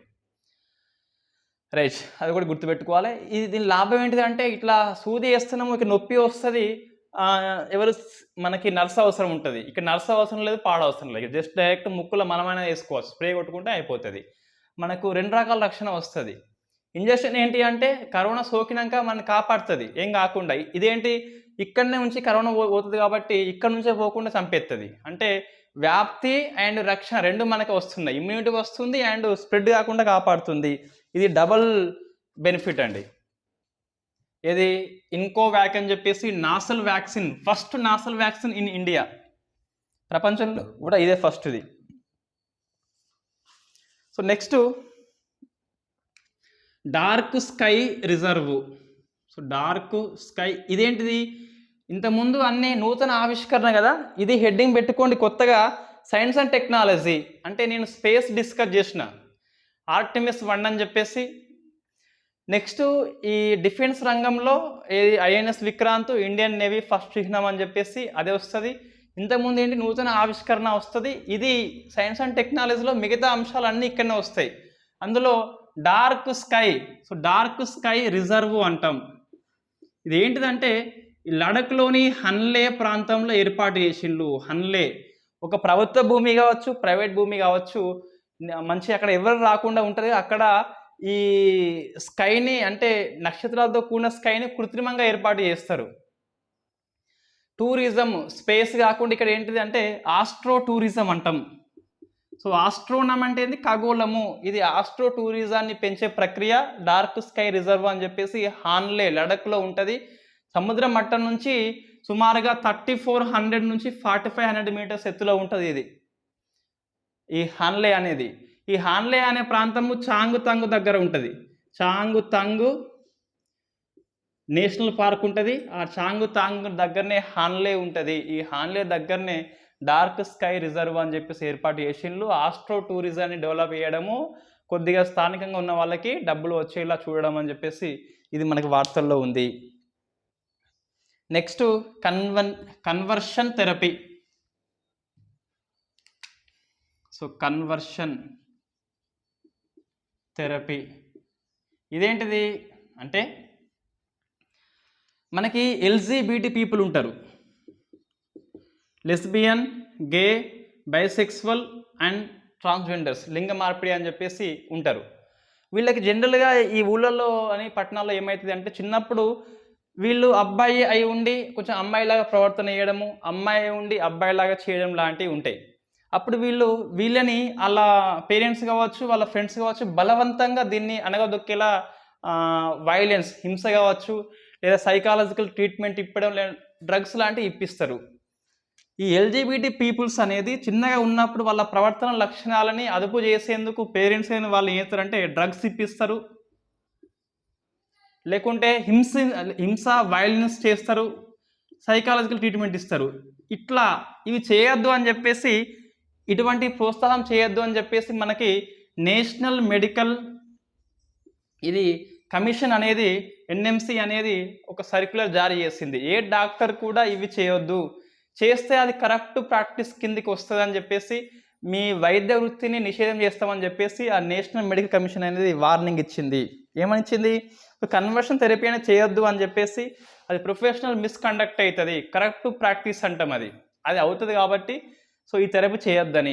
ఇది ఏంటిది, ఇది ఎల్జీబీటీ పీపుల్స్ వాళ్ళు తమ లక్షణాలను బయట పెట్టినప్పుడు చిన్నప్పుడు వాటిని అణగదొక్కేలా వాళ్ళ పేరెంట్స్ కావచ్చు, ఫ్రెండ్స్ కావచ్చు, డ్రగ్స్ ఇవ్వడం కానీ, వైలెన్స్, హింసించడం కానీ, నువ్వు అట్లా చేయొద్దు, నువ్వు అబ్బాయి లెక్క ఉండాలి, అమ్మాయి లెక్క ఉండాలి, అబ్బాయి లెక్క ప్రవర్తన చేయొద్దు, నువ్వు అమ్మాయి లెక్క చేయొద్దు అని చెప్పేసి హింస, కొట్టడం, బలవంతంగా వాళ్ళ లక్షణాలని ఆపడం, ఇది బయాలజికల్ డిఫీట్ అంతది. దాన్ని మనం ఏం చేయలేం, వాస్తవంగా దాన్ని అర్థం చేసుకోకుండా డ్రగ్స్ ఇప్పించడము, హింస చేయడము, లేకుంటే సైకాలజీ థెరపీ ఇవ్వడం అనేది నిషేధం అని చెప్పేసి నేషనల్ మెడికల్ కమిషన్ అని చెప్పింది. ఇంకా అందరు డాక్టర్స్ ఫాలో కావాల్సి ఉంటుంది. Next feel the pain. So feel the pain ఒక ప్రోగ్రామ్ పేరు ఇది. అమ్మాయికి పీరియడ్ వచ్చినప్పుడు ఎంత పెయిన్ వస్తుందో అబ్బాయికి తెలియాలని చెప్పేసి రెస్పెక్ట్ ఇవ్వాలని నేషనల్ మెడికల్ అసోసియేషన్ అనేది ఈ ప్రోగ్రాం కండక్ట్ చేస్తుంది. మెయిన్స్ వాళ్ళకి ఈ ఉంటారు అబ్బాయిలు పురుషులకి ఏం చేస్తారంటే ఒక అమ్మాయికి పీరియడ్ వస్తే ఎంత పెయిన్ వస్తుందో ఆ పెయిన్ని కృత్రిమంగా కల్పిస్తారు. మొత్తం లెవెల్స్ ఉంటాయట. అవి లెవెల్స్ 1 నుంచి 10 లెవెల్స్ ఉంటాయి పెయిన్ లెవెల్స్ అనేది. ఒక అమ్మాయిని సెలెక్ట్ చేసిండ్రు, ఒక అబ్బాయిని చేసిండ్రు. అమ్మాయికి 9 వరకు ఇచ్చినా కూడా హ్యాపీగా ఉంది అట, అంటే పెయిన్ ఎటువంటి వ్యక్తం చేయలేదు. అబ్బాయికి మాత్రం 5 ఇయ్యంగానే మొత్తుకున్నాడట. సో పెయిన్ తెలవాలని చెప్పేసి ఈ ఫీల్ ద పెయిన్ అని చెప్పేసి నేషనల్ మెడికల్ అసోసియేషన్ అనేది ఒక ప్రయోగం చేస్తుంది. ఇవి ఇది సైన్స్ అండ్ టెక్నాలజీలో ఉన్న ఇతర అంశాలు.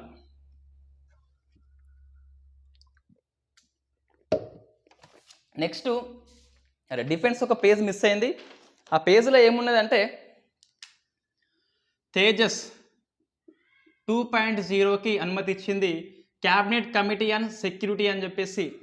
మనకు తెలుసు తేజస్ అంటే ఏంది, లైట్ కంబ్యాట్ ఎయిర్ క్రాఫ్ట్. ఇది సో హెలికాప్టర్, అది అంటే తేలికపాటి యుద్ధమైన విమానం అని చెప్పేసి ఉంటుంది కదా, తేజస్ అది 2.0 అంటే అప్డేట్ వర్షన్కి అనుమతి ఇచ్చింది. సో దీన్ని ఎవరు రూపొందిస్తున్నారు, HAL అని చెప్పేసి బెంగళూరులో ఉంటుంది కదా, హిందుస్థాన్ ఏరోనాటిక్స్ లిమిటెడ్ అని చెప్పేసి బెంగళూరులో ఉంటుంది. దాన్ని డెవలప్మెంట్కి క్యాబినెట్ కమిటీ అండ్ సెక్యూరిటీ అనేది ఆమోదించింది. దీనికి ఎవరు ఉంటారు, దీనిలో కంపోజిషన్ ఏంటి అంటే headed by prime minister. So ఇంకెవరు ఉంటారు, హోంశాఖ మంత్రి ఉంటుంది, రక్షణ శాఖ మంత్రి ఉంటుంది, అండ్ ఆర్థిక శాఖ మంత్రి కూడా ఉంటారు. మొత్తం 3 మంత్రులు ఉంటారు, ఒక ప్రైమ్ మినిస్టర్ ఉంటారు. తేజస్ 2.0కి అప్డేట్కి అనుమతి అయితే వచ్చింది. నెక్స్ట్ ఇంకొకటి మనకు వార్తల్లో ఉంది సినర్జీ అని చెప్పేసి. ఏంటిదంటే ఇది ఒక సైబర్ సెక్యూరిటీ ఎక్సర్సైజ్ అండి. మనకు ఉమ్మడిగా చేసే ఇండియన్ ఎయిర్ ఫోర్స్ చూసినాం కదా, వైమానిక విన్యాసం అంటాం, సంయుక్త సైనిక విన్యాసం అంటాం, సంయుక్త నావిక విన్యాసం అంటాం, సంయుక్త సైబర్ సెక్యూరిటీ విన్యాసం అంటున్నాం. సినర్జీ అని చెప్పేసి ప్రపంచంలోనే very first time India conduct చేసింది. 13 దేశాల కోసము సింగపూర్ సైబర్ సెక్యూరిటీతోని కలిసి ఇండియా సైబర్ సెక్యూరిటీ అనేది ఈ ఎక్సర్సైజ్ని కండక్ట్ చేసింది, very very first time. So మనకి ఈరోజు పేపర్లో ఇంకొకటి వచ్చింది, అది ఇంగ్లాండ్ అండ్ ఇండియా కండక్ట్ చేసింది. అది వేరే ఎక్సర్సైజ్, అది ర్యామ్స్ వేర్ కోసము, ఇది సైబర్ సెక్యూరిటీ కోసము. ఇందులో కూడా ర్యామ్స్ వేర్ ఉంటుంది, బట్ అది వేరు ఇది వేరు. ఆ డిఫరెంట్ ఏంటి అంటే నేను పూర్తిగా అధ్యయనం చేయలేదు. ఇంకా ఇవాళ పేపర్లో అట్లా చూసిన మామూలుగా ఇండియా అండ్ ఇంగ్లాండ్, ఇది ఇండియా అండ్ సింగపూర్. ఇది సెప్టెంబర్ 3 లేదా 2 కరెంట్ అఫైర్స్ ఇది. సో ఏంటిది అంటే సైబర్ సెక్యూరిటీ ఎక్సర్సైజ్. ఇది సైబర్ సెక్యూరిటీ కావాలని చెప్పేసి అవగాహన కల్పించడము ఇతర దేశాలకి. ఎవరు, సెర్టిన్ అంటాం. సెర్టిన్ అంటే computer emergency response team India.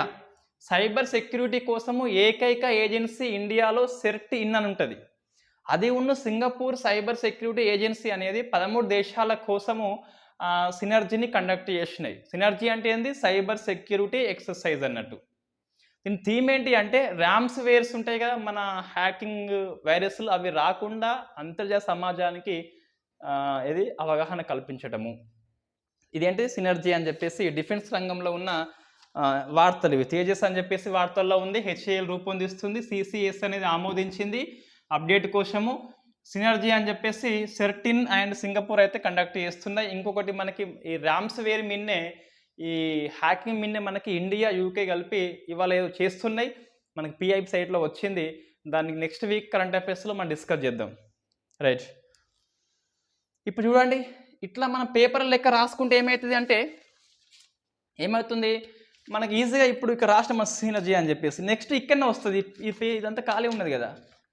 So మీరు ఇటువంటి వట్ట కూడా కొనుక్కోండి. ఇటువంటి వట్ట కొనుక్కుంటే దీనిలో పెట్టుకోవచ్చు.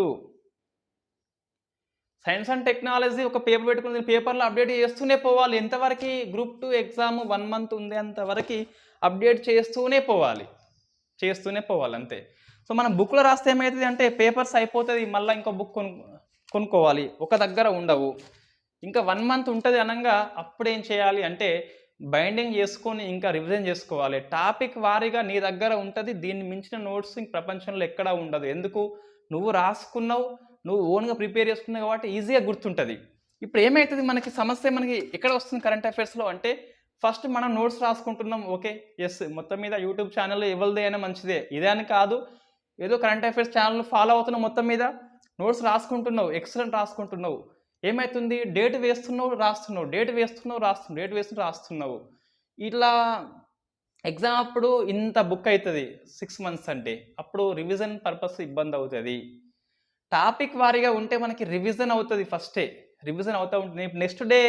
నెక్స్ట్ వీక్ 15 రోజులు చెప్తాగా, చెప్పేటప్పుడు ఏమవుతుంది, మళ్ళీ ఇవే పేపర్లు వస్తాయి. కానీ నాకు పీడిఎఫ్ ఫైల్ పంపడం ఎట్లా నాకు అర్థం కావట్లేదు, కానీ మొత్తం మీద పేపర్లు అయితే ఇవే ఉంటాయి. దీన్ని చేయవద్దు అసలుకే. రైట్, నెక్స్ట్ మన టాపిక్ ఏంటి అంటే ఎన్విరాన్మెంట్ అండ్ డిజాస్టర్ మేనేజ్మెంట్ అంశాలు. ఇందులో ఏమొస్తాయి అంటే పర్యావరణ సంబంధిత అంశాలు కానీ లేకుంటే విపత్తులు వస్తుంది. సో మన ఫస్ట్ విపత్తు ఏంటిదంటే హిన్నాన్మోర్. సో హిన్నాన్మోర్ అని చెప్పేసి ఇది ఉష్ణమండల తుఫాను. ఈ తుఫాను పేరు అన్నట్టు ఇది.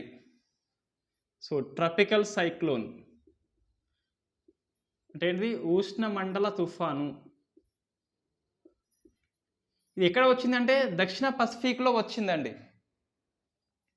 జపాన్ దీనికి ఎఫెక్ట్ అయింది, దక్షిణ కొరియా ఎఫెక్ట్ అయింది, చైనా అవుతుంది, తైవాన్ అంటే కూడా అవుతుంది. మనం తైవాన్ని వేరే చూపెట్టద్దు, వాస్తవం చైనా కింద చూపెడతాం కాబట్టి, వన్ చైనా పాలసీ కాబట్టి ఇండియా పాలసీ ఏదైతే మనది అదే పాలసీ కాబట్టి చైనా, దక్షిణ కొరియా, జపాన్కి ఎఫెక్ట్ అవుతుంది.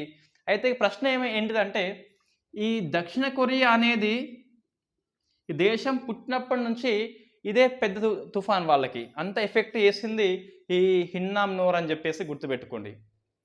మన జనరల్గా ఇది ఏంటిది, ట్రాపికల్ సైక్లోన్ కాబట్టి జపాన్లో వస్తాను ఏమంటాం, టైఫూన్ అని చెప్పేసి పిలుస్తాం. సో టైఫూన్ అంటాం జపాన్లో వస్తే, అట్లా మన ప్రశ్న వచ్చినా వస్తుంది, ఏమంటాం, టైఫూన్స్ అని చెప్పేసి పిలుస్తాం. సో హిన్నాన్మోర్ అంటే వన్ ఆఫ్ ది టైఫూన్స్, అది 3 దేశాలు ఎఫెక్ట్ అయింది. మనకి ట్రెండ్ చూస్తే అది ఏ ప్రాంతం ఎఫెక్ట్ అవుతుంది ప్రశ్న వస్తుంది, లేదా ఏ పసిఫిక్లో వచ్చింది, దక్షిణమా, ఉత్తరమా, పశ్చిమనా, అట్లా ప్రశ్న వస్తుంది. సో సౌత్ పసిఫిక్ సీలో పుట్టింది, జపాన్ ఫస్ట్ ఎఫెక్ట్ చేసింది, టైఫూన్ అంటున్నాం, తర్వాత కొరియా, చైనా ఇట్లా ఎఫెక్ట్ అయితే అవుతుంది. మనం అప్డేట్ చేస్తూ పోతాం కాబట్టి ఇంకేమైనా దేశాలు ఎఫెక్ట్ అయితే అధ్యయనం చేయాల్సి ఉంటుంది. Next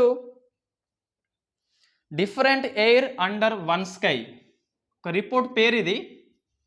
so different air under one sky అంటే ఒకే ఆకాశం కింద విభిన్న రకాల గాలి అని చెప్పేసి గ్రీన్ పీస్ ఇండియా రిపోర్ట్ తయారు చేసింది. సో రిపోర్ట్ పేరేంటి అంటే different air under the sky. Report ఎవరు తయారు చేసిండ్రు అంటే గ్రీన్ పీస్ ఇండియా సంస్థ. సో ఇది ఎయిర్ క్వాలిటీ మీద రీసెర్చ్ చేసి కొంత డాటా అయితే ఇచ్చింది. ఏమిచ్చిందంటే ఇండియాలో 90% మంది పొల్యూట్ ఎయిర్ని పీల్చుకుంటున్నట అందరూ దాదాపుగా. సో ఇందులో ఫస్ట్ చూస్తే ఢిల్లీ స్టేట్ అనేది ఎక్కువ అగ్రస్థానంలో ఉంది. నాకు తెలుసు ఢిల్లీలో ఆల్రెడీ వింటర్లో టైం వస్తే ఈ సరీ బేస్ విధానాన్ని ఫాలో అవుతారు, ఎక్కువ పొల్యూట్ అక్కడ అవుతుంది. అంటే ఢిల్లీలో ఎక్కువ ఉన్నది పొల్యూషన్ అని చెప్పేసి. అయినప్పటికీ ఎయిర్ క్వాలిటీని మెజర్మెంట్ చేసే నగరాల జాబితాలో ఢిల్లీ 2nd ప్లేస్లో ఉంది ప్రపంచం మొత్తంలోనే.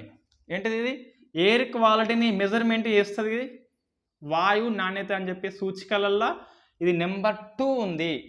సో కాలుష్యం ఎక్కువ ఉంది, కాలుష్యం కొలిచే నగరాల్లో 2వ ప్లేస్లో ఉంది. నెక్స్ట్ చూస్తే దక్షిణాఫ్రికా చూస్తే 100% అక్కడ 100% అనేది పొల్యూట్ అయిన ఎయిర్నే పీల్చుకుంటున్నట. సో ఇది ఆఫ్రికా ఖండాల్లో ఎక్కువ ఉందట, ఆసియాలో వస్తే ఢిల్లీలో ఎక్కువ ఉందని చెప్పేసి మనకి రిపోర్ట్ అయితే ఇచ్చింది. నెక్స్ట్ పాకిస్తాన్లో ఫ్లడ్స్ ఎక్కువ వస్తున్నాయి. ఇది డెవలప్డ్ కంట్రీస్.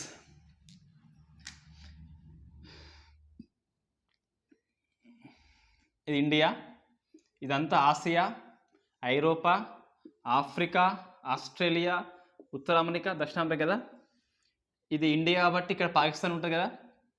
పాకిస్తాన్ ఏమంటుందంటే ఈ వరద అనేది పాపం మాది కాదు, ఇన్ఫ్యాక్ట్ డెవలప్డ్ కంట్రీస్ ఈ కార్బన్ ఎమిషన్స్ ఎక్కువ రిలీజ్ చేయడం వల్ల హిమాలయాలు కరిగి వస్తున్నాయని చెప్పేసి, ఈ వాతావరణ మార్పుల కారణం కాబట్టి, ఈ మార్పుల కారణం ఎవరు అంటే ప్రపంచంలో ఉన్న ఉత్తర దేశాలు, అంటే ఇట్లా ఇవన్నీ ఉత్తరంగా ఉన్నాయి కదా, ఇవన్నీ డెవలప్డ్ కంట్రీస్, చైనా కావచ్చు, రష్యా కావచ్చు, లేదా ఐరోపాలో ఉన్న అన్ని కంట్రీస్ కావచ్చు, లేదా అమెరికా కావచ్చు.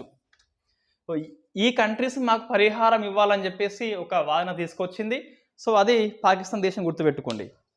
ఏమంటుంది అది? వాతావరణ నష్టపరిహారం అనేది అడుగుతుంది. సో మనకి ఏంటిది ఇది? ఎన్విరాన్మెంట్ అండ్ డిజాస్టర్ మేనేజ్మెంట్ అని చెప్పేసి. ఇంకా మనకు ఇక్కడ ఖాళీ ఉంది కదా, ఇప్పుడు నేను ఏం ఇస్తున్నా అంటే 3 అయిపోయినాయి కదా. ఫస్ట్ది హినాన్మోర్ అని చెప్పేసి ఒక తుఫాన్ వచ్చింది. గ్రీన్ పీస్ ఇండియా ఒక రిపోర్ట్ వచ్చింది వాతావరణం మీదనే. పాకిస్తాన్ వరద అని చెప్పేసి 4th అని రాస్తాం మనం నెక్స్ట్ వీక్ ఇది. సో నెక్స్ట్ వీక్ నోట్స్ పెట్టంగా ఎట్లా పెట్టాలి? ఇప్పుడు మనకు ఇది మళ్ళా వస్తుంది నోట్స్లో, పేపర్లో ఎక్కువ అయితే పీడిఎఫ్లో. సో ఎట్లా నాకు సజెషన్ అయితే చేయండి. ఇది ఇంకా నెక్స్ట్ ఇది కమ్మ వస్తుంది. ఇది ఇబ్బంది లేదు ఇక్కడ, ఇక్కడ ఇబ్బంది మనకి ఇబ్బంది, రైట్. లేకుంటే ఈ పేజ్ని ఎగొడితే అయిపోద్ది ఇప్పటి, right. Okay, next Goud schemes అండి. గౌడ్ స్కీమ్స్ ఏంటంటే ఫస్ట్ది జిజ్ఞాసా అంటాం. స్పెల్లింగ్ వచ్చేసి ఏమొస్తుంది అంటే జిజ్ఞాసా అంటే ఇన్ఫ్యాక్ట్ JIGYASCA ఉంది. సో అది జిజ్ఞాస కాదు, జిజ్ఞాస అంటాం. సో మనకి తెలుగు మీడియం వాళ్ళకి జిజ్ఞాస అనిపిస్తుంది చదివితే గిట్ట. నాకు అట్లా అనిపించారు జిజ్ఞాస ఏంటి అని చెప్పేసి. ఇది జిజ్ఞాస అంటే మనకి ఆతృత అని చెప్పేసి తెలుసుకోవాలని కోరిక వస్తుంది కదా, జిజ్ఞాస అంటాం. ఇది మనం డిస్కస్ చేసేది గవర్నమెంట్ స్కీమ్స్. ఇవన్నీ గవర్నమెంట్ యొక్క ప్రోగ్రామ్స్ ఉంటాయి కొన్ని, అందులో జిజ్ఞాస అని చెప్పేసి ఉన్నది. జిజ్ఞాస అంటే ఏంటిదంటే ఈ స్టూడెంట్కి ఉన్న లాబొరేటరీకి మధ్య లింక్ అనేది ఏర్పరచాలి. సో కేంద్రీయ విద్యాలయాలు ఉంటాయి కదా, అందులో ఉన్న స్టూడెంట్స్ కట CSIR ల్యాబ్కి తీసుకెళ్ళి, కౌన్సిల్ సైంటిఫిక్ ఇండస్ట్రియల్ ఈ సంస్థకు తీసుకెళ్ళి ల్యాబ్ యొక్క అనుభవం కలిగించాలి, స్టూడెంట్స్కి సైంటిఫిక్ టెంపర్ని పెంచాలని చెప్పేసి ఈ జిజ్ఞాస స్కీమ్ని తీసుకొచ్చింది. ఎవరికి? కేంద్రీయ విద్యాలయాలు, సెంట్రల్ స్కూల్స్ ఉంటాయి కదా, వాటికి CSIR ల్యాబ్కి లింకప్ చేస్తున్నారు. అదే జిజ్ఞాస ప్రోగ్రామ్. ఉద్దేశం ఏంటి అంటే తరగతి గదిని ప్రయోగశాలకి ఇంటర్లింకింగ్ చేయడము, అనుసంధానం చేయడం అని చెప్పేసి పిలుస్తాం. జై జవాన్, జై కిసాన్, జై విజ్ఞాన్, జై అనుసంధాన్ ఎవరన్నారు? మన మోడీ. దానిలో భాగంగా ఇది కూడా చేస్తున్నారు. స్టూడెంట్స్కి సైంటిఫిక్ టెంపర్ని అలవర్చాలి, ప్రయోగశాల జీవితాన్ని అనుభవం కల్పించాలి అని చెప్పేసి ఇది పుట్టుకొచ్చింది. సైంటిఫిక్ టెంపర్ని పెంచడము ఇది ఎక్కడ ఉన్నది మన రాజ్యాంగంలో? ఆన్సర్ చేయండి. సైంటిఫిక్ టెంపర్ని అంటే శాస్త్రీయ దృక్పథాన్ని పెంపొందించడము, ప్రాథమిక హక్కులు, ప్రాథమిక విధులు, లేకుంటే DPSP ఎక్కడ ఉంది అని చెప్పేసి అది ఆన్సర్ చేయండి. అది మనకు వెరీ ఇంపార్టెంట్ అది. నెక్స్ట్ ఇది PM శ్రీ యోజన. PM శ్రీ యోజన కొత్త స్కీమ్ అండి. మన కేటీఆర్ ఏమన్నాడు? ఈ PM శ్రీ యోజన అంటే ఏం లేదు, మన ఊరి మన బడి స్కీమ్ని కేంద్రం కాపీ కొడుతుంది. మిషన్ భగీరథ అన్నాం మేము, వాళ్ళు హర్ ఘర్ జల్ అన్నారు, జలజీవన్ మిషన్ అన్నారు, ఇంటింటికి నీరు అని చెప్పేసి. మేమేమో ఇది ఏది మన ఊరి మన బడి అంటే వీళ్ళు PM శ్రీ యోజన. ఎవరు కాపీ కొడితే ఏంటి, మనకైతే అత్యున్నతమైన స్కీమ్ అయితే వస్తుంది. దేశం మొత్తంలో 14,500 స్కూల్స్ అనేది మోడల్ స్కూల్స్గా డెవలప్ చేస్తారట. ప్రధానమంత్రి స్కూల్స్ రైజింగ్ ఇండియా అని చెప్పేసి ఆ స్కీమ్లో భాగంగా. ఇది రైజింగ్ ఇండియా ఎంత ఏంటంటే 2047 కల్లా ఇండియా డెవలప్డ్ కంట్రీ కావాలి కాబట్టి దానిలో భాగంగా ఇవన్నీ తీసుకొస్తుండ్రు. సో September 5న టీచర్స్ డే సందర్భంగా ఈ మోడల్ స్కూల్స్ని అనౌన్స్మెంట్ చేసి ఉన్నాడు. మధ్యన ప్రశ్న మనకి ఎట్లా వస్తుంది అంటే ఇవి 2 ఉన్నాయి కదా, ఎక్కడ అట్లా ఇంకా ఎక్కడ స్టార్ట్ చేయలే కానీ ఈ జిజ్ఞాస అనేది ఒకటి మాత్రము ఈ గ్వాలియర్లో మధ్యప్రదేశ్లో స్టార్ట్ చేసిండు. గ్వాలియర్లోని సింధియా స్కూల్ మనం ఇది డిస్కస్ చేసినాం. ఈ మరాఠా దగ్గర 5 ఉంటారు కదా, అందులో సింధియాలు ఒకరు. వీళ్ళు ఎక్కడ ఉంటారు? సింధియాలో గ్వాలియర్లో ఉంటారని చెప్పేసి మనం డిస్కస్ చేసినాం. సింధియా స్కూల్లో స్టార్ట్ అయింది, ఇది ఇంకా స్టార్ట్ కాలేదు. ఈ స్కీమ్ యొక్క ఉద్దేశం వస్తుంది, జిజ్ఞాస స్కూల్స్ యొక్క ఉద్దేశం ఏంటి అని చెప్పేసి వస్తుంది, PM శ్రీ యోజన స్కూల్ యొక్క ఉద్దేశం ఏంటి అని చెప్పేసి వస్తుంది. ఇది గవర్నమెంట్ స్కీమ్స్ అండి. మనకి 2 ఉన్నాయి, మనకి ఇబ్బంది లేదు. Next reports.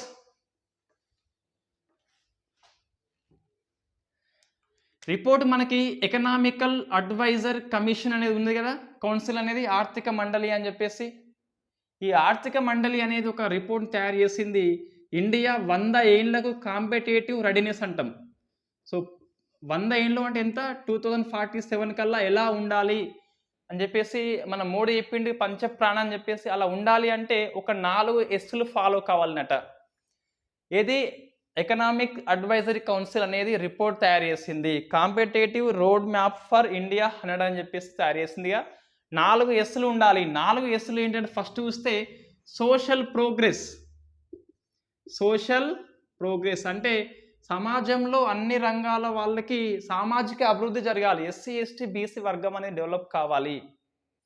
కేవలం ప్రాస్పర్టీ అంటాం. ప్రాస్పర్టీ అంటే ఉన్నత వర్గం కాదు, సోషల్ ప్రోగ్రెస్ అనేది ఈక్వల్గా ఉండాలి.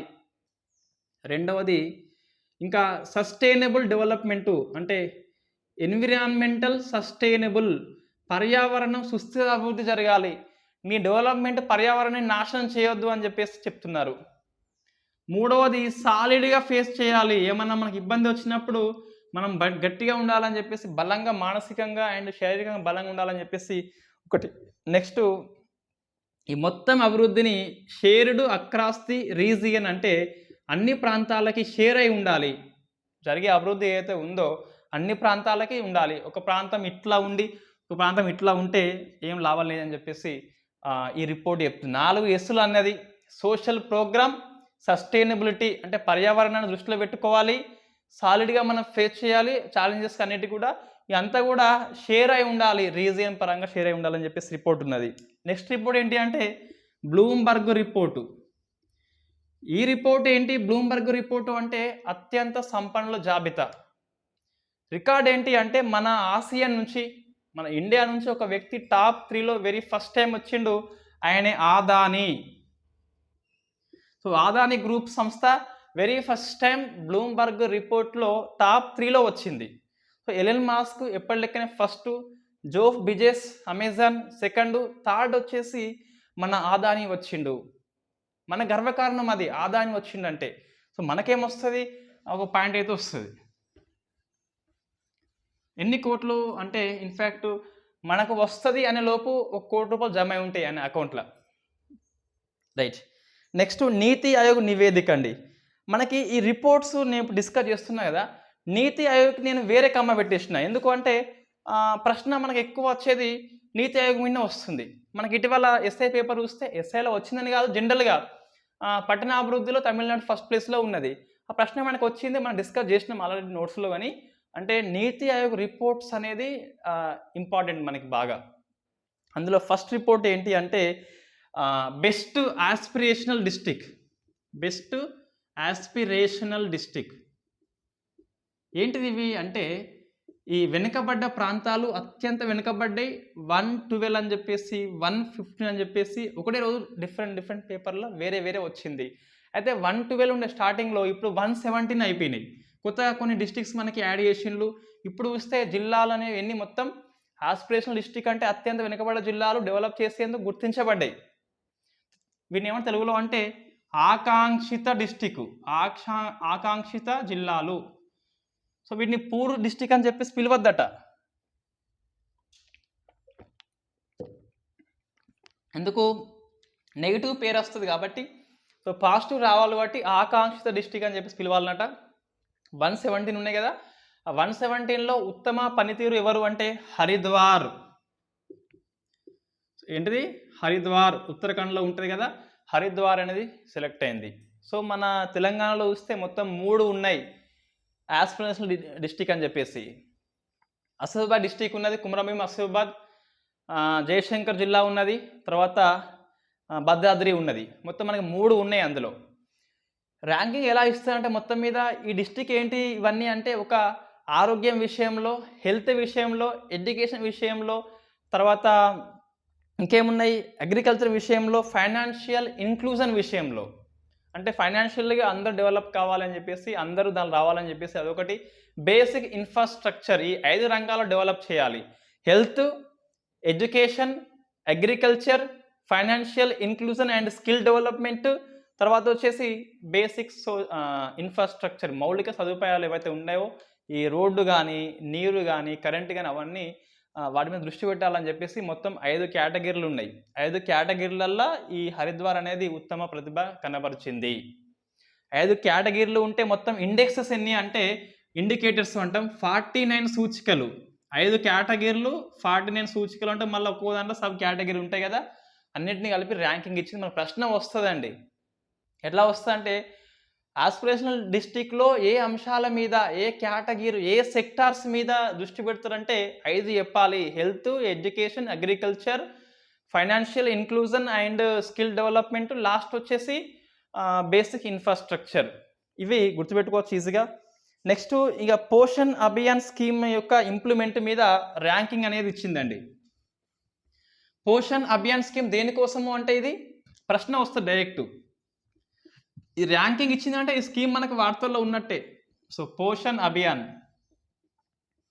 ఇది ఎవరి కోసము అంటే ఫస్ట్ ప్రెగ్నెన్సీ అయినప్పుడు గర్భిణి కోసము, బిడ్డ పుట్టినచ్చినాక అంటే పాలిచ్చే తల్లి కోసము, ఆ పిల్ల పెద్ద పెరిగేంత వరకు అంటే పిల్లల కోసము, అండ్ యుక్త వయసులో ఉన్న వాళ్ళ కోసము, మహిళల కోసము పోషకాహారము లోపం రాకుండా, న్యూట్రిషన్ డెఫిసిట్ లేకుండా వాళ్ళకి గ్రోతింగ్ వచ్చేందుకు 4 దృష్టిలో పెట్టుకొని పోషణ్ అభియాన్ స్కీమ్ అనేది ఉన్నది. మనకి ఇట్లా 1 2 3 4 ఇచ్చినప్పుడు 3 to 4 1 2 3 అట్లా ప్రశ్న వస్తుంది. ఎవరెవరు? గర్భిణీ మహిళ, పాలిచ్చే తల్లి, చిన్నపిల్లలు అండ్ యుక్త వయసుకు వచ్చిన పిల్లలకు కూడా, అమ్మాయిలకు కూడా ఈ పోషణ్ అభియాన్ కింద న్యూట్రిషన్ అనేది సప్లై చేస్తుండ్రు. సో దీనిలో చూస్తే మొత్తం ర్యాంకింగ్ చూస్తే గిట్ట ఈ ర్యాంకింగ్ అనేది 2020 కాలంది.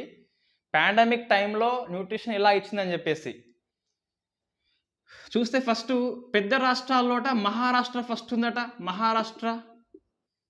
స్మాల్ స్టేట్స్లో సిక్కిం ఫస్ట్ ఉందట. సిక్కిం. యూటీ చూస్తే దాద్రా నగర్ హవేలీ అండ్ డామన్ డియు అని చెప్పేసి అవి మనకి స్టార్టింగ్లో అయితే ఉన్నాయి. So first Maharashtra, second AP. AP వాళ్ళు ఉంటే ర్యాంక్ రాసుకోండి. Second AP. తెలంగాణ ర్యాంక్ మనకు లభ్యం కాలేదు.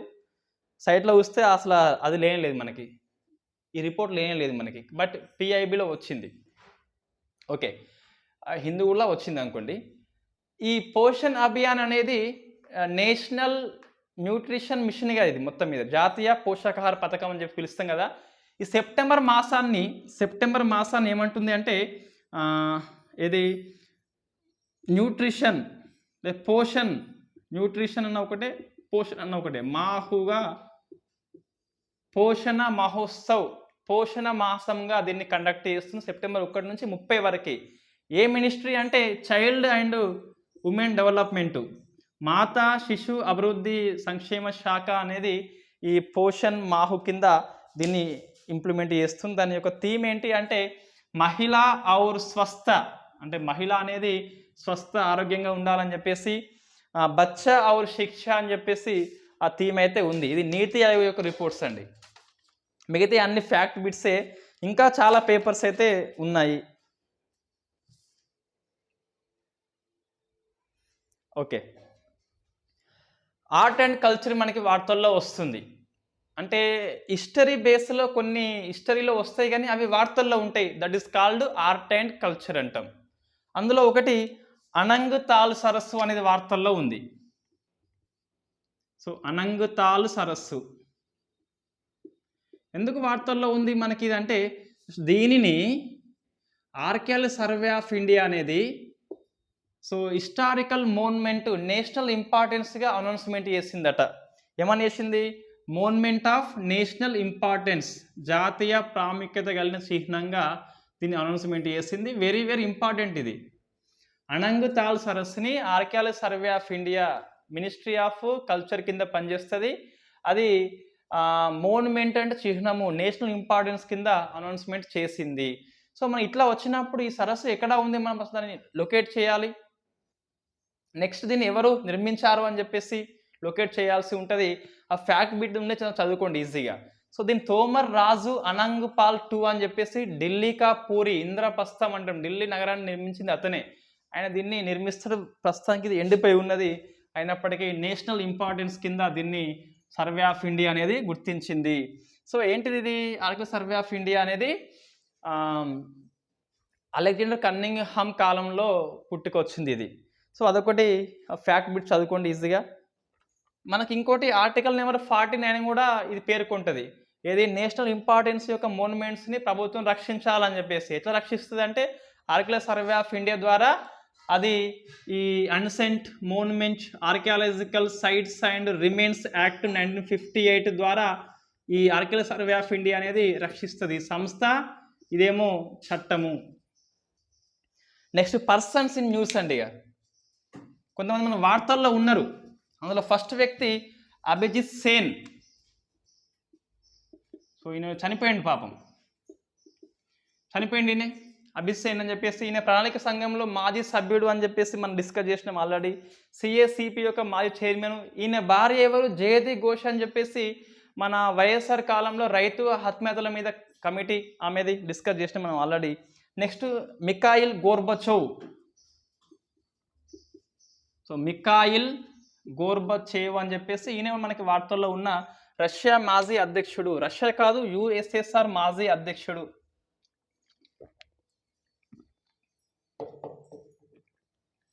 మిఖాయిల్ గోర్బచేవ్ అని చెప్పేసి యుఎస్ఎస్ఆర్గా ఉన్నప్పుడు చివరి అధ్యక్షుడు అండి.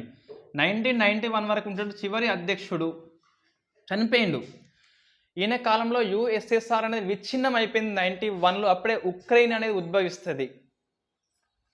ఈయన ఇండియా పాయింట్ ఆఫ్ వ్యూలో చూస్తే ఈయన శాంతి యొక్క క్రుసేడురుగా రాజీవ్ గాంధీ వర్ణించిండు. ఎందుకు అంటే ఆఫ్ఘనిస్తాన్లో ఉన్న యుఎస్ఎస్ఆర్ సైన్యం రెడ్ ఆర్మీ అంటాం, దాన్ని వెనక్కి పిలిచిండు. దాంతోపాటు ఈ రష్యా అమెరికా మధ్య కోల్డ్ వార్ ఉన్నదిగా, కోల్డ్ వారికి ముగింపు పలికింది మిఖాయిల్ గోర్బచోవ్. శాంతి ప్రక్రియ అని చెప్పేసి చేపట్టిండు. ఇంకా ఇతను కొన్ని రిఫార్మ్స్ తీసుకొచ్చిండు ఈ యుఎస్ఎస్ఆర్లో. అవే పతనానికి దారి తీసినాయి. ఇన్ఫ్యాక్ట్ వేరే కానీ దాన్ని గ్లాస్ నోస్త్ అంటాం. సో గ్లాస్ నోస్త్ పెరిస్త్రోయికా అంటాం. సో పెరిస్త్రోయికా రిఫార్మ్స్ పేరు ఇవి. రష్యా భాష కావచ్చు. మొత్తం మీద గ్లాస్ నోస్త్ అంటే ఏంటంటే ఓపెన్ అప్ కావాలి, అంటే ట్రాన్స్పరెన్సీ ఉండాలి సమాచార రంగంలో అని చెప్పేసి. కమ్యూనిస్ట్ కాకుండా ట్రాన్స్పరెన్సీ ఉండాలి, ఓపెన్ అప్ అయిపోవాలి మొత్తం పూర్తిగా అని చెప్పేసి దాన్ని గ్లాస్ నోస్తూ అంటాం. పెరిస్త్రోయికా అంటే ఏంటంటే ఇక్కడ రీకన్స్ట్రక్షన్, పునర్నిర్మాణము, రష్యా యొక్క ఆర్థిక వ్యవస్థని మళ్ళీ నిర్మించాలని చెప్పేసి తీసుకొచ్చిండు. ఇన్ఫ్యాక్ట్ ఇవి అప్పటికి వాళ్ళకి అర్థం కాలేదు. అర్థం కానప్పుడు అది ఫెయిల్ అయింది కాబట్టి యుఎస్ఆర్ మొత్తం పతనం అయిపోయింది. సో ఇది మైఖేల్ గోర్బచోవ్ మనకి వార్తల్లో ఉన్న వ్యక్తి. నెక్స్ట్ మేరీ రాయ్ అని చెప్పేసి కేరళ, ఆమె చనిపోయింది. సో మేరీ రాయ్ ఈమె ఎట్లా ఫేమస్ మనకి అంటే ఒక ఫేమస్ కేసు ఉంటుంది, Mary Roy versus state of Kerala case. ఈ కేసు ప్రకారం ఏంటి అంటే క్రైస్తవ మహిళలకి అక్కడ కుటుంబ సభ్యులు ఉంటారు పురుషులు, వాళ్ళ సమానమైన ఆస్తి హక్కుని ఈ కేసు సాధించింది. ట్రావెంకూర్లో చర్చి ఉంటే దాని ప్రకారము ఈ ఆడపిల్లలకి ఆస్తులు సమాన హక్కు లేదు. ఇప్పుడు ఈ కేసు ప్రకారం ఏంటి అంటే సమాన హక్కు ఉంది. సో మేరీ రాయ్ అనేది అందుకు ఫేమస్. ఇంకెందుకు ఫేమస్ అంటే ఈమె బిడ్డ ఎవరు? అరుంధతి రాయ్ అని చెప్పేసి ఉంటుంది. సో అరుంధతి రాయ్ ఈమె బిడ్డ. ఈమెకేమో మ్యాన్ బూకర్ ప్రైజ్ వచ్చింది. The God of small things అని చెప్పేసి నవల రాస్తే దానికి మ్యాన్ బూకర్ ప్రైజ్ వచ్చింది అరుంధతి రాయ్కి. సో ఇది వార్తల్లో ఉన్న వ్యక్తులలో మనకి ముగ్గురు అయిపోయినలు. ఇంకా ఉన్నారు. లీజ్ ట్రస్ డిస్కస్ చేసినాం అనుకుంటే ఈమెది. సో లీజ్ ట్రస్ ఈమె ఎవరు? బ్రిటన్ యొక్క మహిళా ప్రధాని. సో బోరిస్ జాన్సన్ రాజీనామా చేసిండు, ఈమె ప్రధానిగా ఎన్నికైంది. ఈ ఋషి సునక్ మీద గెలిచిండు. మన ఇండియా సంతతి మహిళ. Conservative party. వాస్తవంగా ఏమైంది అంటే ఈ బోరిస్ జాన్సన్ మన మోడీకి బెస్ట్ ఫ్రెండ్, ఇది జానీ జిగ్రీ ఫ్రెండ్ అని చెప్పేసి అంటాడు. అతను ఈ లాక్డౌన్ టైంలో పార్టీ చేసుకుంటాడు. ఆ పార్టీ గేట్ అంటాం దాన్ని, పార్టీ గేట్ స్కాండల్ అంటాం. సో పార్టీ గేటు, దీని కారణంగా బ్రిటిష్లో విమర్శ వస్తుంది. ఇన్ఫ్యాక్ట్ లాస్ట్గా రాజీనామా చేసిండు నిన్న. ఇప్పుడు ఏంటి అంటే కొత్త ప్రధాని రావాలి అంటే ఇదే పార్టీ నుంచి ఎన్నిక కావాల్సి ఉంటుంది. ఆ ఫస్ట్ పార్టీలో అంతర్గత ఎన్నిక, పార్టీలో ఎవరు గెలిస్తే వాళ్ళే ప్రధాని అయిపోతారు. ఫస్ట్ అయితే బ్రిటిష్ ఎన్నికల్లో లేబర్ పార్టీ, కన్జర్వేటివ్ పార్టీ ఉంటుంది కదా, లేబర్ పార్టీ మీద ఇది గెలిస్తే బోరిస్ జాన్సన్ ప్రధానమంత్రి అయితే ఆయన రాజీనామా చేసింది కాబట్టి మళ్ళీ ఇదే పార్టీ నుంచి ఇంకొకరు కావాలి. పార్టీ యొక్క అంతర్గత ఎన్నికల్లో ఈ ఋషి సునక్ మీద లీజ్ ట్రస్ గెలిచింది. అందుకు ఈమె వార్తల్లో ఉంది. మహిళ కాబట్టి మనం గుర్తుపెట్టుకోవాలి. బ్రిటన్కి ఫస్ట్ మహిళ ఏమి కాదు, ఈమె 3వ మహిళా ప్రధాని. రికార్డ్స్ చూద్దాం ఒకసారి. అంతకుముందు ఎవరు అంటే తెరిసా మా అని చెప్పేసి, ఇంకా మార్గరెట్ థాచర్ అని చెప్పేసి ఇద్దరు ఉండే ఇంతకుముందు. ఇన్ఫ్యాక్ట్ ఈమెనట స్కూల్ ఏజ్లో ఉన్నప్పుడు ఆ మార్గరెట్ థాచర్ పాత్ర అనేది నాటకంలో ఆ పాత్ర ఆడినప్పుడు ఎన్నికల్లో ఆమె ఓటు ఆమె వేసుకోలేదట, 0 ఓటు వచ్చింది ఆమెకి. సో మార్గరెట్ థాచర్ పాత్ర పోషించింది. ఆ పోషిస్తే ఆ పిచ్చిది ఆమె ఓటు ఆమె వేసుకోలేదు, జస్ట్ నాటకం కాబట్టి అలా వేసుకోలేదు.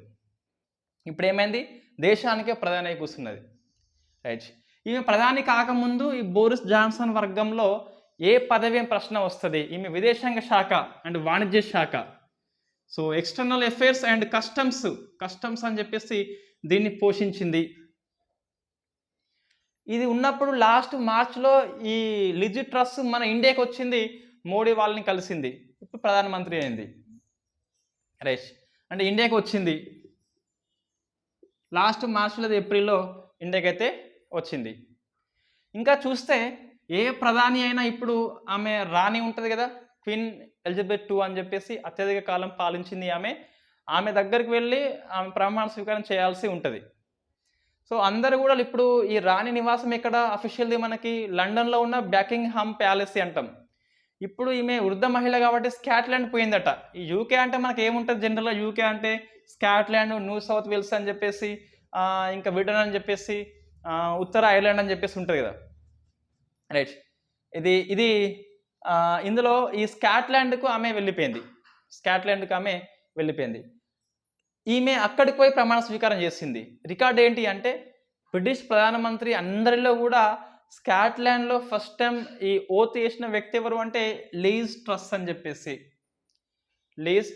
చెప్పేసి. నెక్స్ట్ ఇంకేమున్నది, రికార్డ్స్ ఏమున్నాయి అంటే, మహిళగా 3వ మహిళ వచ్చింది కదా. సో ఇది ఆమె రికార్డ్స్. ఈమె ప్రమాణ స్వీకారం చేయంగానే ప్రీతి పాటిల్, మన ఇండియా, ఈ జాన్సన్కి కొద్దిగా దగ్గర ఆమె. సో ఈమె రాజీనామా చేస్తుంది. సో ప్రీతి పాటిల్ మనకి వార్తల్లో ఉన్నది. ఈమె ఎవరు అంటే ఇండియానే కానీ, సో హోమ్ శాఖకి సెక్రటరీగా పనిచేసింది జాన్సన్ ఉన్నప్పుడు. ప్రమాణ స్వీకారం చేయంగానే ఈమె రాజీనామా చేసిందట. అట్లా మనకి ఈమె వార్తల్లో ఉన్నది. ఇంకా సుయేలో బ్రావెర్మెన్ అంటాం. సో సుయోలో బ్రావెర్మెన్, ఈమె ఇండియా సంతతే. ఈమె ఎవరు అంటే, ఈమె దగ్గర మహిళా హోంశాఖ మంత్రి సుయేలా బ్రావెర్మెన్ అని చెప్పేసి. ఈమె ఎవరు, హోంశాఖ సెక్రటరీ రాజీనామా చేసింది. ఈమెను బ్రిటిష్ ప్రధాని. ఇవి అన్నీ మనం చదువుకోవాల్సి ఉంటుంది. పోటీ చేసింది ఎవరు, ఋషి సునక్ అని చెప్పేసి మన ఇండియానే ఇన్ఫ్యాక్ట్ అని కాలేక వేండు. రైట్. ఇవి పర్సన్స్ ఇన్ న్యూస్ అండి. నెక్స్ట్ ఇంకా సైరస్ మిస్త్రీ అని చెప్పేసి ఉన్నాడు, ఆయన చనిపోయాడు.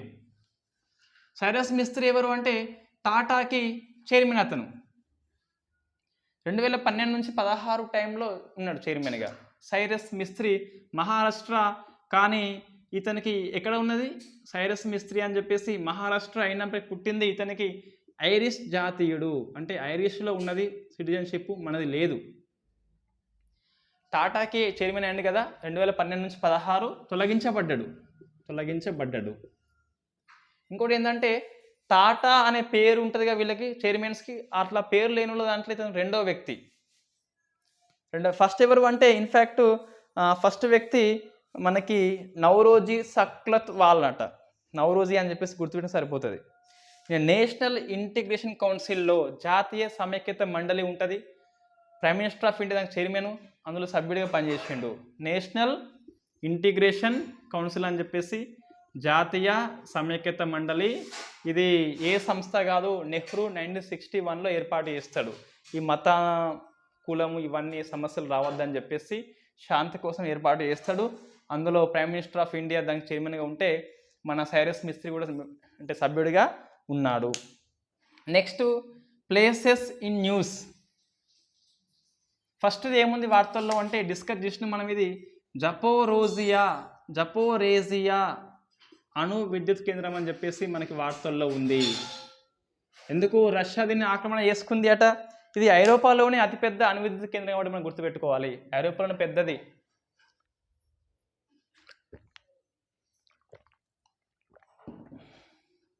ఎక్కడ ఉంది ఇది? ఉక్రెయిన్లో ఉంది. ఎందుకు వార్తల్లో వచ్చిందంటే రష్యా ఆక్రమణ చేసింది కాబట్టి ఏమన్నా మనకు ఇబ్బంది కలగవచ్చు అని చెప్పేసి, పర్యావరణ ఇబ్బంది అవుతుంది. ఎందుకు? జపోరేజియా కేంద్రం గిట్ట ఫెయిల్ అయితే గిట్ట మనకి రేడియేషన్ వస్తుంది బడికి. కాబట్టి ఏమి ఇస్తున్నారు మాత్రలు? యాంటీ రేడియేషన్ అనేది ఇస్తున్నారు మాత్రలు. గుర్తుపెట్టుకోవాలి. దీనిలో ఏముంటుంది? పొటాషియం అయోడైడ్ అని చెప్పేసి KI అని చెప్పేసి ఉంటుంది. నెక్స్ట్ మార్తాండు దేవాలయం మనకి వార్తల్లో ఉంది. మార్తాండు దేవాలయం మనకి వార్తల్లో ఉంది. ఎందుకు వార్తల్లో ఉంది అంటే ఈ జమ్మూ కాశ్మీర్ యొక్క గవర్నర్, లెఫ్టినెంట్ గవర్నర్ ఈయన మనోజ్ సిన్హా ఇక్కడ పూజలు చేసిండు. ఆ పూజ పేరు మనకు అవసరం లేదు కానీ నవగ్రహ అష్టమంగళ పూజ చేస్తే ఈ ASI ఆర్కియల్ సర్వే ఆఫ్ ఇండియా అనేది అభ్యంతరం చెప్పింది. ఇక్కడ చేయొద్దు అని చెప్పేసి వార్నింగ్ కూడా ఇచ్చింది. ఎందుకంటే ఇది నేషనల్ ఇంపార్టెన్స్ ఉన్న మోనుమెంట్గా అనౌన్స్మెంట్ చేయబడి ఉంది కాబట్టి ASI యొక్క అనుమతి లేనిది ఎవరు పోవద్దు. కాబట్టి ఏం వార్తల్లో ఉంది? మార్తాండు దేవాలయం మనకి వార్తల్లో ఉంది. దీన్ని కట్టింది ఎవరు అంటే కర్కోట రాజవంశం రాజైన లలితాదిత్య. సో లలితాదిత్య అని చెప్పేసి మనకి కట్టిండు. కర్కోట రాజవంశము కాశ్మీర్ పరిపాలించింది. కర్కోట రాజవంశం అని చెప్పేసి ఇది రాజవంశము. రాజు పేరు ఏం పేరు? లలితాదిత్య అని చెప్పేసి దేవాలయాన్ని కట్టిండు. చెప్పింది ఎవరు అంటే మనకి కల్హనుడు పుస్తకం ఉంటుంది, రాజతరంగిణి. మన కాశ్మీర్ హిస్టరీ తెలుసుకోవాలంటే అదొక ఆధారము. కల్హన అంటాం. సో కల్హనుడు అనము, కల్హన అని చెప్పేసి రాజతరంగిణి పుస్తకంలో ఈ మార్తాండు దేవాలయం కట్టింది కర్కోట రాజు ఎవరు? లలితాదిత్య అని చెప్పేసి ఉన్నది. ఎందుకు వార్తల్లో వచ్చింది అంటే పూజ చేస్తే వార్తల్లో వచ్చింది. నెక్స్ట్ ఇంకో ప్లేస్ మనకి వార్తల్లో ఉంది, షింజియాంగ్ అంటాం. ఇది వెరీ ఇంపార్టెంట్ అండి. ఇది షింజియాంగ్ అని ఎందుకు వార్తల్లో ఉంది? మనం డిస్కస్ చేసినాం ఒలింపిక్ గేమ్స్ దగ్గర, వింటర్ ఒలింపిక్స్ అని చెప్పేసి. షింజియాంగ్ ప్రాంతంలో ఉయిగర్ ముస్లిమ్స్, వీగర్స్ కాదు, అది తెలుగులో వీడు పేపర్లలో అయితే వీగర్స్ అంటున్నారు. నో, ఉయిగర్స్ అంటాం. సో ఉయిగర్స్, ఈ ఉయిగర్స్ ముస్లిమ్స్ వీళ్ళు, మైనారిటీ ముస్లిమ్స్ వీళ్ళు. చైనా అనేది ఊచకోత కోస్తుంది, మానవ హక్కుల ఉల్లంఘనకి పాల్పడుతుందని చెప్పేసి సాక్షాత్తు హ్యూమన్ కమిషన్ రైట్స్ అని చెప్పేసి మానవ హక్కుల సంఘమే UNO యొక్క పార్ట్స్గా ఇదే అనౌన్స్మెంట్ చేసింది, అఫీషియల్గా గుర్తించింది. మాకు ఇటీవల వార్తల్లో ఉంది, దీని నుంచి రష్యాను తొలగిస్తే దాని ప్లేస్లో ఏమొచ్చింది? చెక్ రిపబ్లిక్ వచ్చింది. రష్యా స్థానంలో మానవ హక్కుల కమిషన్కి వచ్చింది ఏంటిది? చెక్ రిపబ్లిక్ అని చెప్పేసి వచ్చింది. సో ఇది జపోరేజియా అండ్ మార్తాండు దేవాలయం, షింజియాంగ్ ఏరియా అనేది ఉయిగర్స్ ముస్లిమ్స్ యొక్క ఊచకోత వల్ల వార్తల్లో వచ్చింది. Next summits.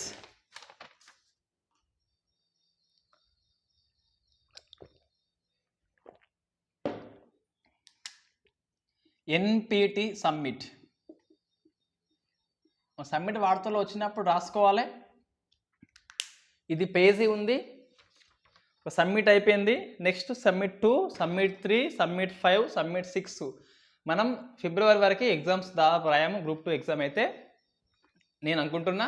సో అట్లా అప్డేట్ చేస్తూనే పోవాలి. పేపర్స్ అనేవి ఎటుకు పోవు. ఇట్లా ఒక బుక్ మెయింటైన్ చేస్తే సో దీనిలో భద్రంగా లోపల దాచుకోవచ్చు, ఇట్లా భద్రంగా దాచుకోవచ్చు, ఎటు పోవు. 1000 పేజీలైనా ఎటు పోవు. లాస్ట్కి మనం బైండింగ్ చేసుకోవాల్సి ఉంటుంది. సరే 3 months అయినాక బైండింగ్ చేసుకుంటే 3 months అట్లా క్వార్టర్స్ అని అట్లా ఉంటుంది. అట్లా రైట్. ఏంటి ఇప్పుడు మనకి? సో పేపర్ దట్ పోయింది కానీ సరే ఏముంది కానీ NPT కదా సబ్మిట్ అని చెప్పేసి వార్తల్లో ఉంది. ఇది ఏంటిది? నాన్ ప్రొలిఫరేషన్ ట్రీటీ అని చెప్పేసి, అణ్వస్త్ర నిరోధక ఒప్పందం అని చెప్పేసి ఒక సమ్మిట్ న్యూయార్క్లో కండక్ట్ చేసుకున్నారు. సమ్మిట్ ఫెయిల్ అయింది, ఎటువంటి తీర్మానం లేకుండానే ముగిసింది. మనము ఇది ఎప్పుడు అమల్లోకి వచ్చింది అంటే 1968లో సంతకాలు చేస్తే 1970లో అమల్లోకి వచ్చింది NPT అనేది. అణ్వస్త్ర నిరోధక ఒప్పందం అనేది 1970లో అమల్లోకి వచ్చింది. 68లో సైన్ చేసిండ్రు కానీ 70లో వచ్చింది. ఇండియా సైన్ చేయలేదు. అసలు ఎన్పిటి ఎందుకు సైన్ చేస్తలేదు ఇండియా అంటే ఫస్ట్ చూద్దాం. అసలు ఎన్పిటి అంటే ఏంటిది? అణ్వస్త్రాలు వాడద్దు అని చెప్పేసి. దానిలో ఏముంటుంది వాస్తవంగా సెక్షన్ నెంబర్ 1 ఏంటిది అంటే P5 కంట్రీస్ అంటాం. అంటే ఇది ఈ సెక్యూరిటీ కౌన్సిల్లో ఉన్న పర్మనెంట్ మెంబర్షిప్ కంట్రీస్ ఏముంటాయి అవి? అమెరికా ఉంది, బ్రిటన్, చైనా, ఫ్రాన్స్, రష్యా ఉంది. 5 దేశాలు ఉన్నాయి మనకి. ఈ 5 దేశాలు అట అణ్వస్త్రాలు అట్లనే దాచుకోవాలన్నట. ఇంకో దేశము డెవలప్ కాదు ఈ అణ్వస్త్రం పరంగా. అవి కూడా ఉన్న వాటిని శాంతియుతంగా విద్యుత్ కోసమే వాడుకోవాలి, మిగతాయి డెవలప్ చేసుకోవద్దు. అంటే ఇక్కడ ఏమున్నది? ఇక్కడ వివక్షత ఉన్నది. ఇవి ఉంచుకోవాలి, మిగతా వాళ్ళు ఉంచుకోవద్దు అని చెప్పేసి. అందుకే ఎన్పిటి మీద ఇండియా సైన్ చేస్తలేదు. సైన్ చేస్తలేదు అంటే అణుయుద్ధం చేస్తామని కాదు, ఈ చట్టం అనేది ఏకపక్షంగా ఉంది అని చెప్పేసి సైన్ చేస్తలేదు. సో మొత్తం చట్టాన్ని దాటుకొని కొత్తగా అణ్వస్త్ర దేశాలుగా ఒక 4 పుట్టినాయండి. ఆ పేర్లు మనకి ప్రశ్న వచ్చింది ఇంతకుముందు ఎగ్జామ్లలో. ఒకటి ఇండియా మనకు తెలుసు ఆల్రెడీ, పాకిస్తాన్ ఉన్నది, ఇజ్రాయిల్ ఉన్నది అండ్ ఉత్తర కొరియా ఉంది. చాలామంది జర్మనీ లేదా ఇంకేమంటారు ఇరాన్ అంటారు కదా. ఇవి ఎందుకు కాదంటే మనకి IAEA సంస్థ అణుశక్తి సంఘం అని గుర్తించలేదు. P5ని దాటుకొని 4 దేశాలు మాత్రమే అణ్వస్త్ర దేశాలుగా గుర్తించబడ్డాయి. అవి ఇండియా, పాకిస్తాన్, ఇజ్రాయెల్ అండ్ ఉత్తర కొరియా. జర్మనీ కానీ ఇరాన్ కానీ ఇంకా అఫీషియల్గా అణు పరీక్షలు చేపట్టలేదు. ఎస్, ఆయుధాలు కలిగి ఉన్నాయి, అణు పరీక్ష చేయలేదు. చేస్తేనే మనం దీన్ని జాబితాలో చేరుస్తాం కాబట్టి. సో ఎన్పిటి ప్రకారం P5 దగ్గరనే ఉండాలి. ఎన్పిటిని 4 దేశాలు ఉల్లంఘన చేసినాయి, అట్లా మనం గుర్తుపెట్టుకోవాలి. సైన్ ఎందుకు చేయలేదు ఇండియా అంటే అదే కారణము. మళ్ళీ ఇంకోటి ఇంకేమంటుంది అంటే నో ఫస్ట్ యూజ్ పాలసీని ఫాలో అవుతుంది. మేము ఫస్ట్ అణుబాంబు వేయము, పాకిస్తాను చైనా మా మీద వేస్తే మేము ఇంకా మొత్తం వర్షం కురిపిస్తామని చెప్పేసి అంటారు. రైట్, నెక్స్ట్ మన కమిటీ అనేది వార్తల్లో ఉన్నది. నెక్స్ట్ ఈ పేజ్ ఏంటిది అంటే కమిటీ ఇన్ న్యూస్ అండి. ఇది మనం కంటిన్యూ చేస్తూనే పోతాం ఇక. సో మన కమిటీ ఏంటి అంటే రాధాకృష్ణన్ కమిటీ అని చెప్పేసి మనకి వార్తల్లో ఉంది. సో రాధాకృష్ణన్ ఇట్లనే నోట్స్ రాసుకోండి ఈజీగా, డేట్స్ వేయకండి. సో ఎందుకు వార్తల్లో ఉంది అంటే ఈ ఐఐటీలు ఉన్నాయి కదా, ఈ ఐఐటీలో మనకి ఇంటర్నేషనల్ లెవెల్లో కూడా ఏర్పాటు చేసుకోవచ్చు అని చెప్పేసి ఈ కమిటీని నియమించిండ్రు. దీని ప్రకారం ఏంటి అంటే ఫర్ ఎగ్జాంపుల్ మనకి ఫస్ట్ ఐఐటీ అనేది దుబాయ్లో ఏర్పాటు కాబోతుంది, UAE యొక్క దుబాయ్లో ఏర్పాటు కాబోతుంది కదా. అక్కడ 20% మన ఇండియన్స్ తీసుకోవచ్చు. మన టీచర్స్, మన లెక్చరర్స్, మన ప్రొఫెసర్స్ వీళ్ళంతా పోయి అక్కడ బోధించవచ్చు డిప్యూటేషన్లో. దీన్ని ఏమంటామంటే India international institution of technology అని చెప్పేసి పిలుస్తాము. పక్కపొంటి ఇక్కడ ఎక్కడ ఉంటే అక్కడ బాంబేనా లేకుంటే దుబాయ్ ఉంటుందిగా, అట్లా ఏర్పాటు చేస్తుండ్రు. సో పేరు అనేది ఇట్లా ఉంటుందట.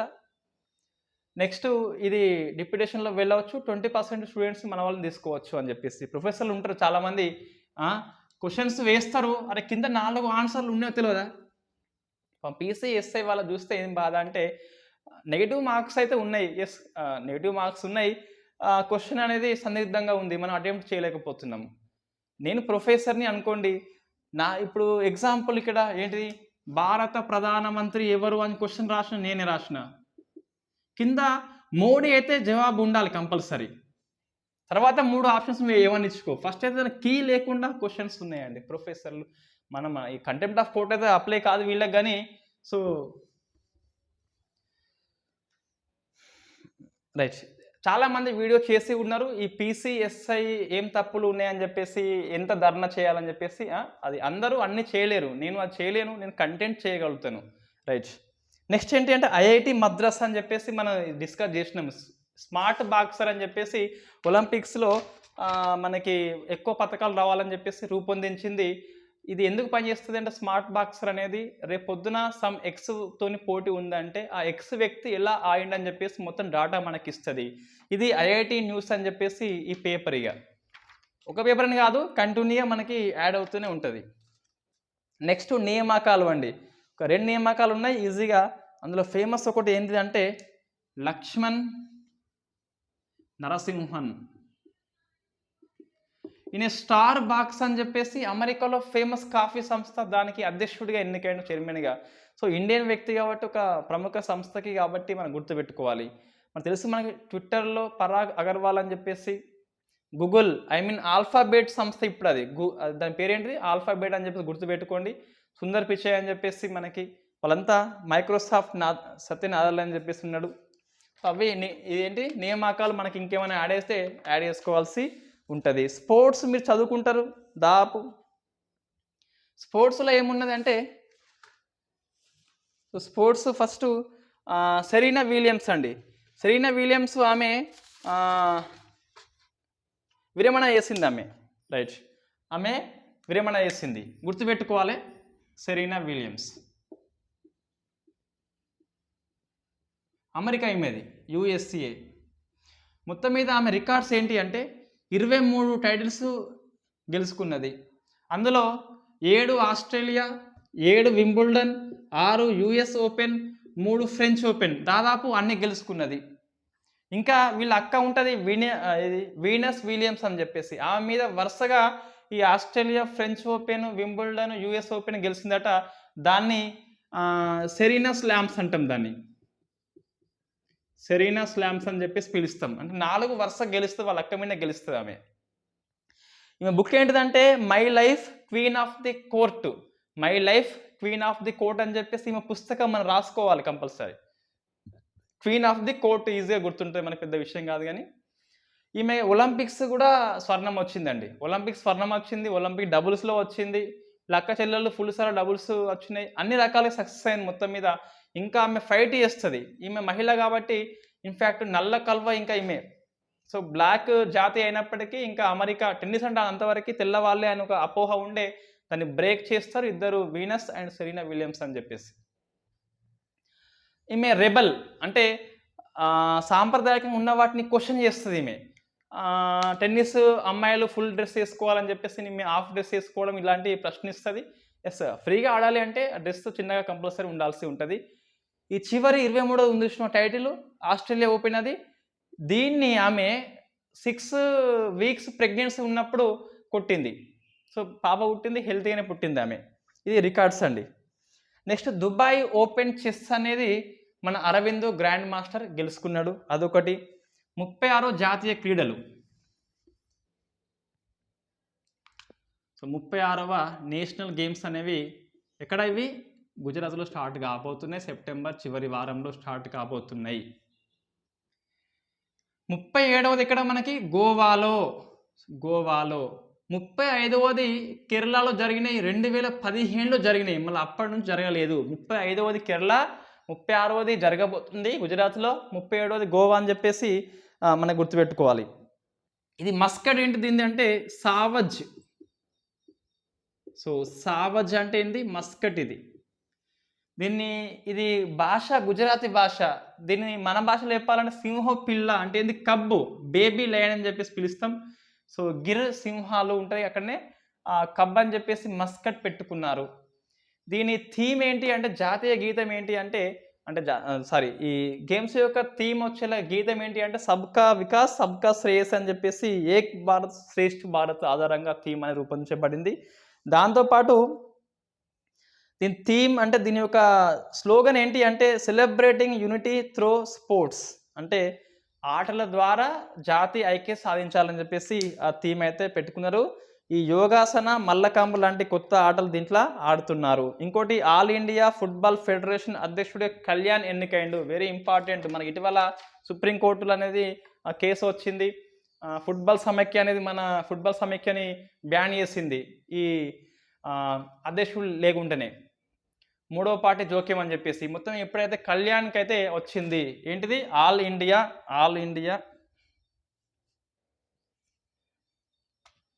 So all India football federation యొక్క చైర్మన్ ఎవరు, all India football federation Kalyan. ఈయనే బుచింగ్ భాటియా మీద గెలిచిండు. బుచింగ్ భాటియా మన ఫుట్బాల్లో ఫేమస్, కళ్యాణ్ కూడా ఫుట్బాల్లో ఫేమస్, గోల్ కీపర్. ఈయన రికార్డ్ ఏంటి అంటే ఆల్ ఇండియా ఫుట్బాల్ ఫెడరేషన్గా ఎన్నికైన మొట్టమొదటి ఆటగాడు ఎవడు అంటే గోల్ కీపర్గా చేసిన కళ్యాణ్ అని చెప్పేసి గుర్తుపెట్టుకోండి. నెక్స్ట్ అవార్డ్స్ అండి. అవార్డ్స్. ఫస్ట్ అవార్డు ఏంటంటే Krishna Iyer award, justice Krishna Iyer award, very famous judge అతను. ఈ కృష్ణయ్యర్ అవార్డు అనేది వచ్చింది ఎవరికి అంటే మన ఎన్వి రమణకి వచ్చింది, గుర్తుపెట్టుకోవాలి. న్యాయ రంగంలో మంచి ఆవిష్కరణ, మంచి సేవ చేస్తే వాళ్ళకి ఇచ్చే అవార్డు కృష్ణయ్యర్ అవార్డు అనేది ఎన్వి రమణకి వచ్చింది. నెక్స్ట్ అబ్దుల్ కలాం జాతీయ పురస్కారము. సో అబ్దుల్ కలాం జాతీయ పురస్కారం అని చెప్పేసి మన సతీష్ రెడ్డికి వచ్చింది. ఈయన ఎవరు? ఇటీవల డిఆర్డిఓకి పనిచేసి ప్రమోషన్ మీద రక్షణ శాఖ రాజ్నాథ్ సింగ్ సలహాదారుడిగా ఎన్నికైండు సతీష్ రెడ్డి, డిఆర్డిఓ మాజీ చైర్మన్. కొత్తగా ఎవరైనా అంటే డిఆర్డిఓకి సమీర్ కామత్, ఇది కరెంట్ అఫైర్స్లో లాస్ట్ 3 వీక్స్ మొత్తం ఎప్పటిదో. సమీర్ కామత్ డిఆర్డిఓ యొక్క నూతన చైర్మన్. డిఆర్డిఓగా పనిచేసే సతీష్ రెడ్డి రక్షణ శాఖ సలహాదారుడిగా వెళ్ళిపోయింది కాబట్టి, ఖాళీ అయింది కాబట్టి సమీర్ కామత్ మనకి వచ్చిండు అబ్దుల్ కలాం జాతీయ పురస్కారము. ఇంకొకటి మెగా సేసే అవార్డు అనేది కేకే శైలజ, కేరళ యొక్క మాజీ ఆరోగ్య శాఖ మంత్రి, ఆమె వాపస్ ఇచ్చింది. కేకే శైలజ అని చెప్పేసి ఈమె వాపస్ ఇచ్చింది. సో మనకి వాపస్ ఇచ్చిన వాళ్ళ ప్రశ్న వస్తుంది. మనం పద్మ అవార్డ్స్ కూడా క్లాస్ చేసి ఉన్నాం, ఎవరెవరు వాపస్ ఇచ్చిండ్రు ఎందుకు అని చెప్పేసి. ఇప్పుడు ఈమె కూడా మనం అధ్యయనం చేయాల్సి ఉంటుంది. ఈమె Kerala Shailaja. Ramon Magsaysay award ఏంటిది? వాస్తవం ఫిలిప్పీన్స్ యొక్క మాజీ అధ్యక్షుడు, ఆయన చనిపోయినాక ఆయన జ్ఞాపకార్థం రాక్ ఫెల్లర్ సంస్థ అనేది అవార్డు ఇస్తుంది. ఈ అవార్డు ఇచ్చేది ఎవరికి అంటే ఫిలిప్పీన్స్ వాసులకి ప్లస్ ఆసియాలో ఉన్న అందరికి ఇస్తుంది. సో ఆసియాలో ఇస్తుంది అనుకుని చెప్పేసి గుర్తుపెట్టుకోండి. ఇది వెరీ ఫస్ట్ టైం కేకే శైలజకి ఇచ్చింది. రాజకీయ రంగంలో క్రియాశీలకంగా ఉన్న వాళ్ళకి వెరీ ఫస్ట్ టైం ఇచ్చింది. అయినప్పటికీ ఈమె అవార్డుని తీసుకోలేదు. తీసుకుంటే గిట్ట క్రియాశీలకంగా ఇప్పటికీ రాజకీయ రంగంలో యాక్టివ్ రోల్ ఉన్నప్పటికీ అవార్డు పొందిన ఫస్ట్ నేతగా ఈమె రికార్డు సృష్టించేది. బట్ ఈమె రికార్డు వద్దనుకున్నది. కారణం ఏంటి అంటే ఈ మెగసీసీ అనే వ్యక్తి ఫిలిప్పీన్స్కి అధ్యక్షుడిగా ఉన్నప్పుడు కమ్యూనిస్టులను ఊచకోత కోస్తాడు, ఉక్కుపాదంతో అణచివేస్తాడు. కాబట్టి నేను కమ్యూనిస్ట్ని కాబట్టి, కేరళ కాబట్టి, ఈయన మాకు అగనిస్ట్గా పనిచేసింది కాబట్టి నిరసనగా అవార్డుని వెనక్కి ఇచ్చేసింది. ఒకటి. రెండో కారణం ఏంటి అంటే అవార్డు ఎందుకు వచ్చింది ఈమెకి అంటే ఈమె ఈ కేరళలో నీఫా వైరస్ COVID-19 విజృంభణ టైంలో హెల్త్ మినిస్టర్గా ఉండి దాన్ని కట్టడికి బాగా కృషి చేస్తుంది, అందుకు ఇచ్చినామని చెప్పి చెప్పింది. ఈమె ఏమంటుంది అంటే నేను ఒక్కదాన్నే కాదు, కేరళ ప్రభుత్వం మొత్తం పనిచేసింది కదా, నాకు ఒక్కదానికి ఎందుకని చెప్పేసి అవార్డు వెనక్కి ఇచ్చేసింది. 2 కారణాలు ఉన్నాయి. ఒకటి మెగసెసే యొక్క కమ్యూనిస్టు అణచివేత విధానము, సెకండ్ వచ్చేసి సమిష్టిగా పనిచేసిన మేము అని చెప్పేసి చెప్పింది. నా ఒక్కదానికి ఎందుకు అవార్డు అని చెప్పేసి చాలా తక్కువ మంది ఉంటారు, అట్లా అవార్డు ఇస్తే వెంటనే తీసుకుంటారు. ఈమె కారణాలు చెప్పేసి వెనక్కి వచ్చేసింది. సో దీన్ని ఏమంటారు? రామన్ మెగసెసే అవార్డుని ఆసియా నోబెల్ అని చెప్పేసి పిలుస్తాం. ఆసియా నోబెల్ అని చెప్పేసి పిలుస్తాం. Next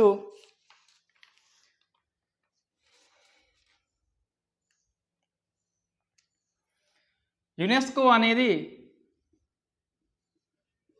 global network for learning cities. ఇది ఒక హోదా అండి. ఎట్లయితే వరల్డ్ హెరిటేజ్ సైట్స్కి హోదా ఇస్తుందో అట్లా లెర్నింగ్ సిటీస్ అని చెప్పేసి కొన్నిటిని ఎంపిక చేస్తుంది. అట్లా మొత్తం మీద 44 కంట్రీస్ నుంచి 77 సిటీస్ని ఎంపిక చేస్తే ఇండియా నుంచి 3 వచ్చినాయి. అవేంటి? ఒకటి చూస్తే నీలాంబూర్ కేరళలో ఉంది, అండ్ త్రిశూర్ కేరళలో ఉంది. త్రిశూర్ ఏంటి అంటే కేరళ యొక్క సాంస్కృతిక రాజధాని, కల్చరల్ క్యాపిటల్ అని చెప్పేసి పిలుస్తాం, దీన్ని త్రిశూర్ని పిలుస్తాం. ఇంకోటి ఫేమస్ వరంగల్ తెలంగాణలో ఉంది, చెప్పుడు అవసరం లేదు, తెలుసు అందరికీ. సో 3 మన ఇండియాలో అనేవి గ్లోబల్ నెట్వర్క్ ఫర్ లెర్నింగ్ సిటీస్కి ఎన్నికైనాయి. వెరీ వెరీ ఇంపార్టెంట్, అది గుర్తుపెట్టుకోవాలి. ఏది గుర్తించింది? యునెస్కో అని చెప్పేసి. మనకి ఇటీవల చూస్తే యునెస్కో వార్తల్లో ఉంది కదా, దీని యొక్క ఇంటంజిబుల్ కల్చరల్ హెరిటేజ్ కమిటీకి ఇండియా 2022 నుంచి 26 వరకు ఎన్నికైంది. ఇంటంజిబుల్ కల్చరల్ హెరిటేజ్గా 2021లో ఈ కాళికాదేవి మాత పూజ అనేది ఎన్నికైంది. దుర్గా పూజ అని చెప్పేసి అదే పూజ ఎన్నికైంది. 2022 కోసము నామినేషన్లో గార్బా నృత్యాన్ని మన ఇండియా ప్రభుత్వం అనేది ఇండియా నుంచి ఇది నామినేట్ చేసింది. ఎక్కడ ఉంటుంది గార్బా అనేది? గుజరాత్లో ఉంటుంది. ఇటీవల వార్తల్లో ఎందుకు వచ్చింది ఇది అంటే ట్యాక్స్ అనేది విధిస్తున్నారు అని చెప్పేసి వార్తల్లో వచ్చింది. ఇది ఈ పేజ్ దేనికి వస్తుంది అంటే భారతదేశానికి అంతర్జాతీయ సంస్థల గుర్తింపు ఏమని ఇస్తే మనం ఇది గుర్తుపెట్టుకోవాలి. ఇప్పుడు ఏంటిది? యునెస్కో యొక్క గ్లోబల్ నెట్వర్క్ లర్నింగ్ సిటీస్లలో మన ఇండియా అనేది 3 వచ్చింది. సో 3 పేర్లు ఏంటి? నిలాంబూరు, త్రిశూర్, వరంగల్ అని చెప్పేసి. త్రిశూర్ యొక్క ఇంపార్టెన్స్ ఏంటి అంటే కేరళకి సాంస్కృతిక రాజధాని అని చెప్పేసి పిలుస్తాం దాన్ని. ఇది బంగారం కూడా ఫేమస్ అండి. బంగారం యొక్క ఆభరణాలు కూడా ఫేమస్. ఇండియా మొత్తంలో ఇక్కడ బంగారం ఎక్కువ ఆభరణాలు తయారు చేస్తారు త్రిశూర్లో, గుర్తుపెట్టుకోవాలి. రైట్. ఇంకా చూస్తే మనకి వార్తల్లో యునెస్కో అని ఎట్లా వార్తల్లో ఉంది అంటే రామప్ప టెంపుల్ని ఇటీవల వరల్డ్ హెరిటేజ్ సైట్గా గుర్తించింది. తెలంగాణ నుంచి very first world heritage site అని చెప్పేసి.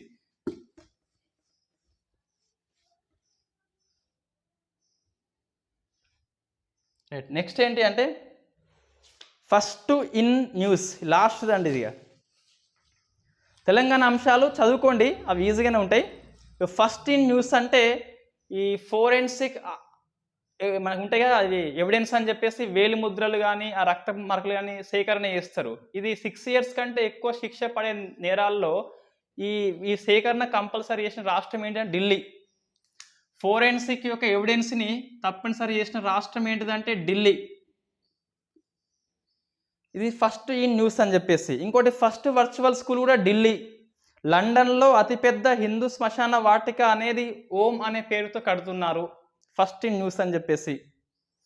నెక్స్ట్ ఫస్ట్ బయో విలేజ్ అనేది దస్పరా. ఇది దస్పరా ఎక్కడ ఉంది అంటే త్రిపుర రాష్ట్రంలో ఉంది. Next India international. ఇది బంగ్లాదేశ్ అనేది రాసిన కానీ ఇంకా పూర్తిగా కాలే, ఎందుకంటే ఇవాళ కూడా ఆమె ఉన్నది. ఇంకా షేక్ హసీనా బంగ్లా ప్రధాని ఇండియాకి వచ్చింది. సో నేను 2 పేజీలు రాసిన, ఇంకా మనకి కంటిన్యూషన్ ఉంటుంది. 7 ఒప్పందాలు చేసుకున్నారు కానీ ఇవాళ కూడా ఇండియాలో ఉన్నది, ఇవాళ వెళ్ళిపోతుంది. సో మనకి రేపు పిఐబిలో మొత్తం వస్తుంది కాబట్టి అప్పుడు దీన్ని చెప్పుదాము. నెక్స్ట్ వీక్ వస్తుంది, లేదా నేను ఒక క్లాస్ చేస్తా ఇండియా ప్లస్ ఏది బంగ్లా అని చెప్పేసి. ఇండియా నేపాల్ మనకి అయిపోయింది. మన ఆర్మీ చీఫ్ ఉండే మనోజ్ పాండే వెళ్ళిండు, ఆయనకి ఒక హోదా ఇచ్చిండు,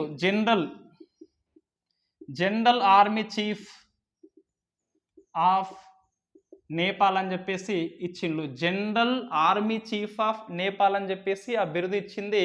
ఆమె ఎవరు? విద్యా భండారి అని చెప్పేసి నేపాల్ యొక్క అధ్యక్షురాలు ఆమె.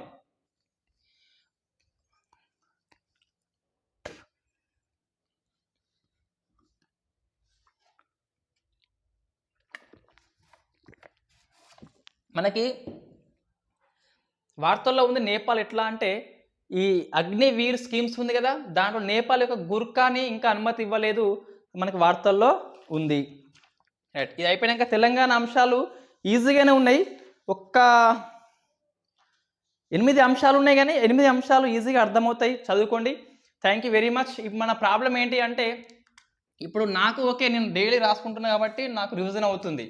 నేను డైలీ రాస్తున్నా కాబట్టి కరెంట్ అఫైర్స్ అనేది నేను రోజు చదువుకుంటున్నా, ఇబ్బంది అవుతలేదు. అందరూ ఒకేసారి చూస్తే కొంతమంది రెగ్యులర్ ఫాలో అయ్యేటోళ్ళు 7 days ఒకే రోజు అంటే ఇబ్బంది అవుతుందా లేకుంటే కంటిన్యూ అనేది ఒక్కసారి చెప్పండి. ఇంకొకటి మరి దీన్ని ఎలా చేయాలి? నోట్స్ అయితే 1 week లేదా 10 days ఒకసారి. నోట్స్ విషయంలో మనం రోజు ఇచ్చే అవకాశం లేదు నాకు, ఎందుకంటే ఇవన్నీ నేను రోజు అప్డేట్ చేసుకుంటా. ఇన్ని పేపర్లు రోజు పీడిఎఫ్ పంపడం అనేది ఇబ్బంది కాబట్టి 1 week 10 days రోజు క్లాస్ చెప్పి 7 daysకి పీడిఎఫ్ పంపొచ్చు. డైలీ కరెంట్ అఫైర్స్ క్లాస్ చేస్తూనే పీడిఎఫ్ అనేది 1 weekly పంపొచ్చు. ఇట్లా నేను రాసుకుంటా. నేను బోర్డు మీద పక్కముంటి రాసేసి ఈ అంశాలు ఉన్నాయని చెప్పేసి ఇప్పుడు ఎగ్జాంపుల్ డేట్ ఎంత ఇవ్వాలా? 8th అనుకోండి. ఇవ్వాలా డేట్ 8th ఇవ్వాలా, ఇబ్బంది పెడుతుంది బాగా. రైట్. డేట్ ఎంత ఇవ్వాలా? 8th ఇవ్వాలా. 8th September మాసం ఉన్నది. రేపు 9th September కాళోజీ జయంతి అని చెప్పేసి రాష్ట్ర పండుగ అనౌన్స్మెంట్ చేస్తుంది. తెలంగాణ భాష దినం కూడా రేపు చేస్తాం. 9th నాడు ఇట్లా ఈ అంశాలు మన ఓల్డ్ మెథడ్ అన్ని రాసుకొని ఎక్స్ప్లెయిన్ చేస్తాను. 1 week కరెంట్ అఫైర్స్ నోట్స్ విభాగాల వారీగా ఇస్తాను. అదొక ఆప్షన్ మనకి. ఏది? డైలీ కరెంట్ అఫైర్స్ క్లాస్ చేస్తూనే వీక్లీ పీడిఎఫ్ అనేది అప్లోడ్ చేయడము. డైలీ అనేది అప్లోడ్ చేయలేము, అది హైలీ ఇంపాసిబుల్. ఎందుకంటే అన్ని పేపర్స్ డైలీ స్కాన్ చేస్తే ఇంకా మన స్కానింగ్కే అర్ధగంట అయిపోతుంది. సెకండ్ ఏంటి ఆప్షన్ ఇదే ఇట్లా 7 డేస్కి ఒకసారి కరెంట్ అఫైర్స్ చేస్తూనే మధ్యలో కరెంట్ ఇష్యూ ఏమన్నా ఇంపార్టెంట్ ఉంటే కరెంట్ ఇష్యూ రూపంలో చేయడము, ఇట్లా ఏదో ఒకటి చేస్తే మనకి ఈజీగా ఉంటుంది. ఇది నాకు చెప్పండి, నా క్లారిటీ వస్తుంది ఎట్లా చెప్పాలని చెప్పేసి. ఏంటిది, డైలీ కరెంట్ అఫైర్స్ క్లాస్ చేస్తూనే వీక్లీ అప్లోడ్ చేయడం, నోట్స్ మాత్రం వీక్లీ పాసిబుల్ అవుతుంది. లేదా 7 డేస్కి ఒకేసారి క్లాస్ చెప్పి మధ్యలో మన కరెంట్ ఇష్యూ వస్తే, మనం కరెంట్ ఇష్యూ ఏం చేసినాం ఇంతకుముందు, కంటెంప్ట్ ఆఫ్ కోర్ట్ చేసినాం, లేదా ఈ ఇండియన్ నేవీ చిహ్నం చేసినాం కదా, అట్లా ఏమైనా వస్తే అట్లా ఏది మనకి ఈజీగా ఉంటుంది అని చెప్పేసి. నాకు ఇలా ఏదైనా ఈజీ, నేనేదో నోట్స్ డైలీ రాస్తా కాబట్టి ఏది ఇబ్బంది ఉండదు. Thank you very much.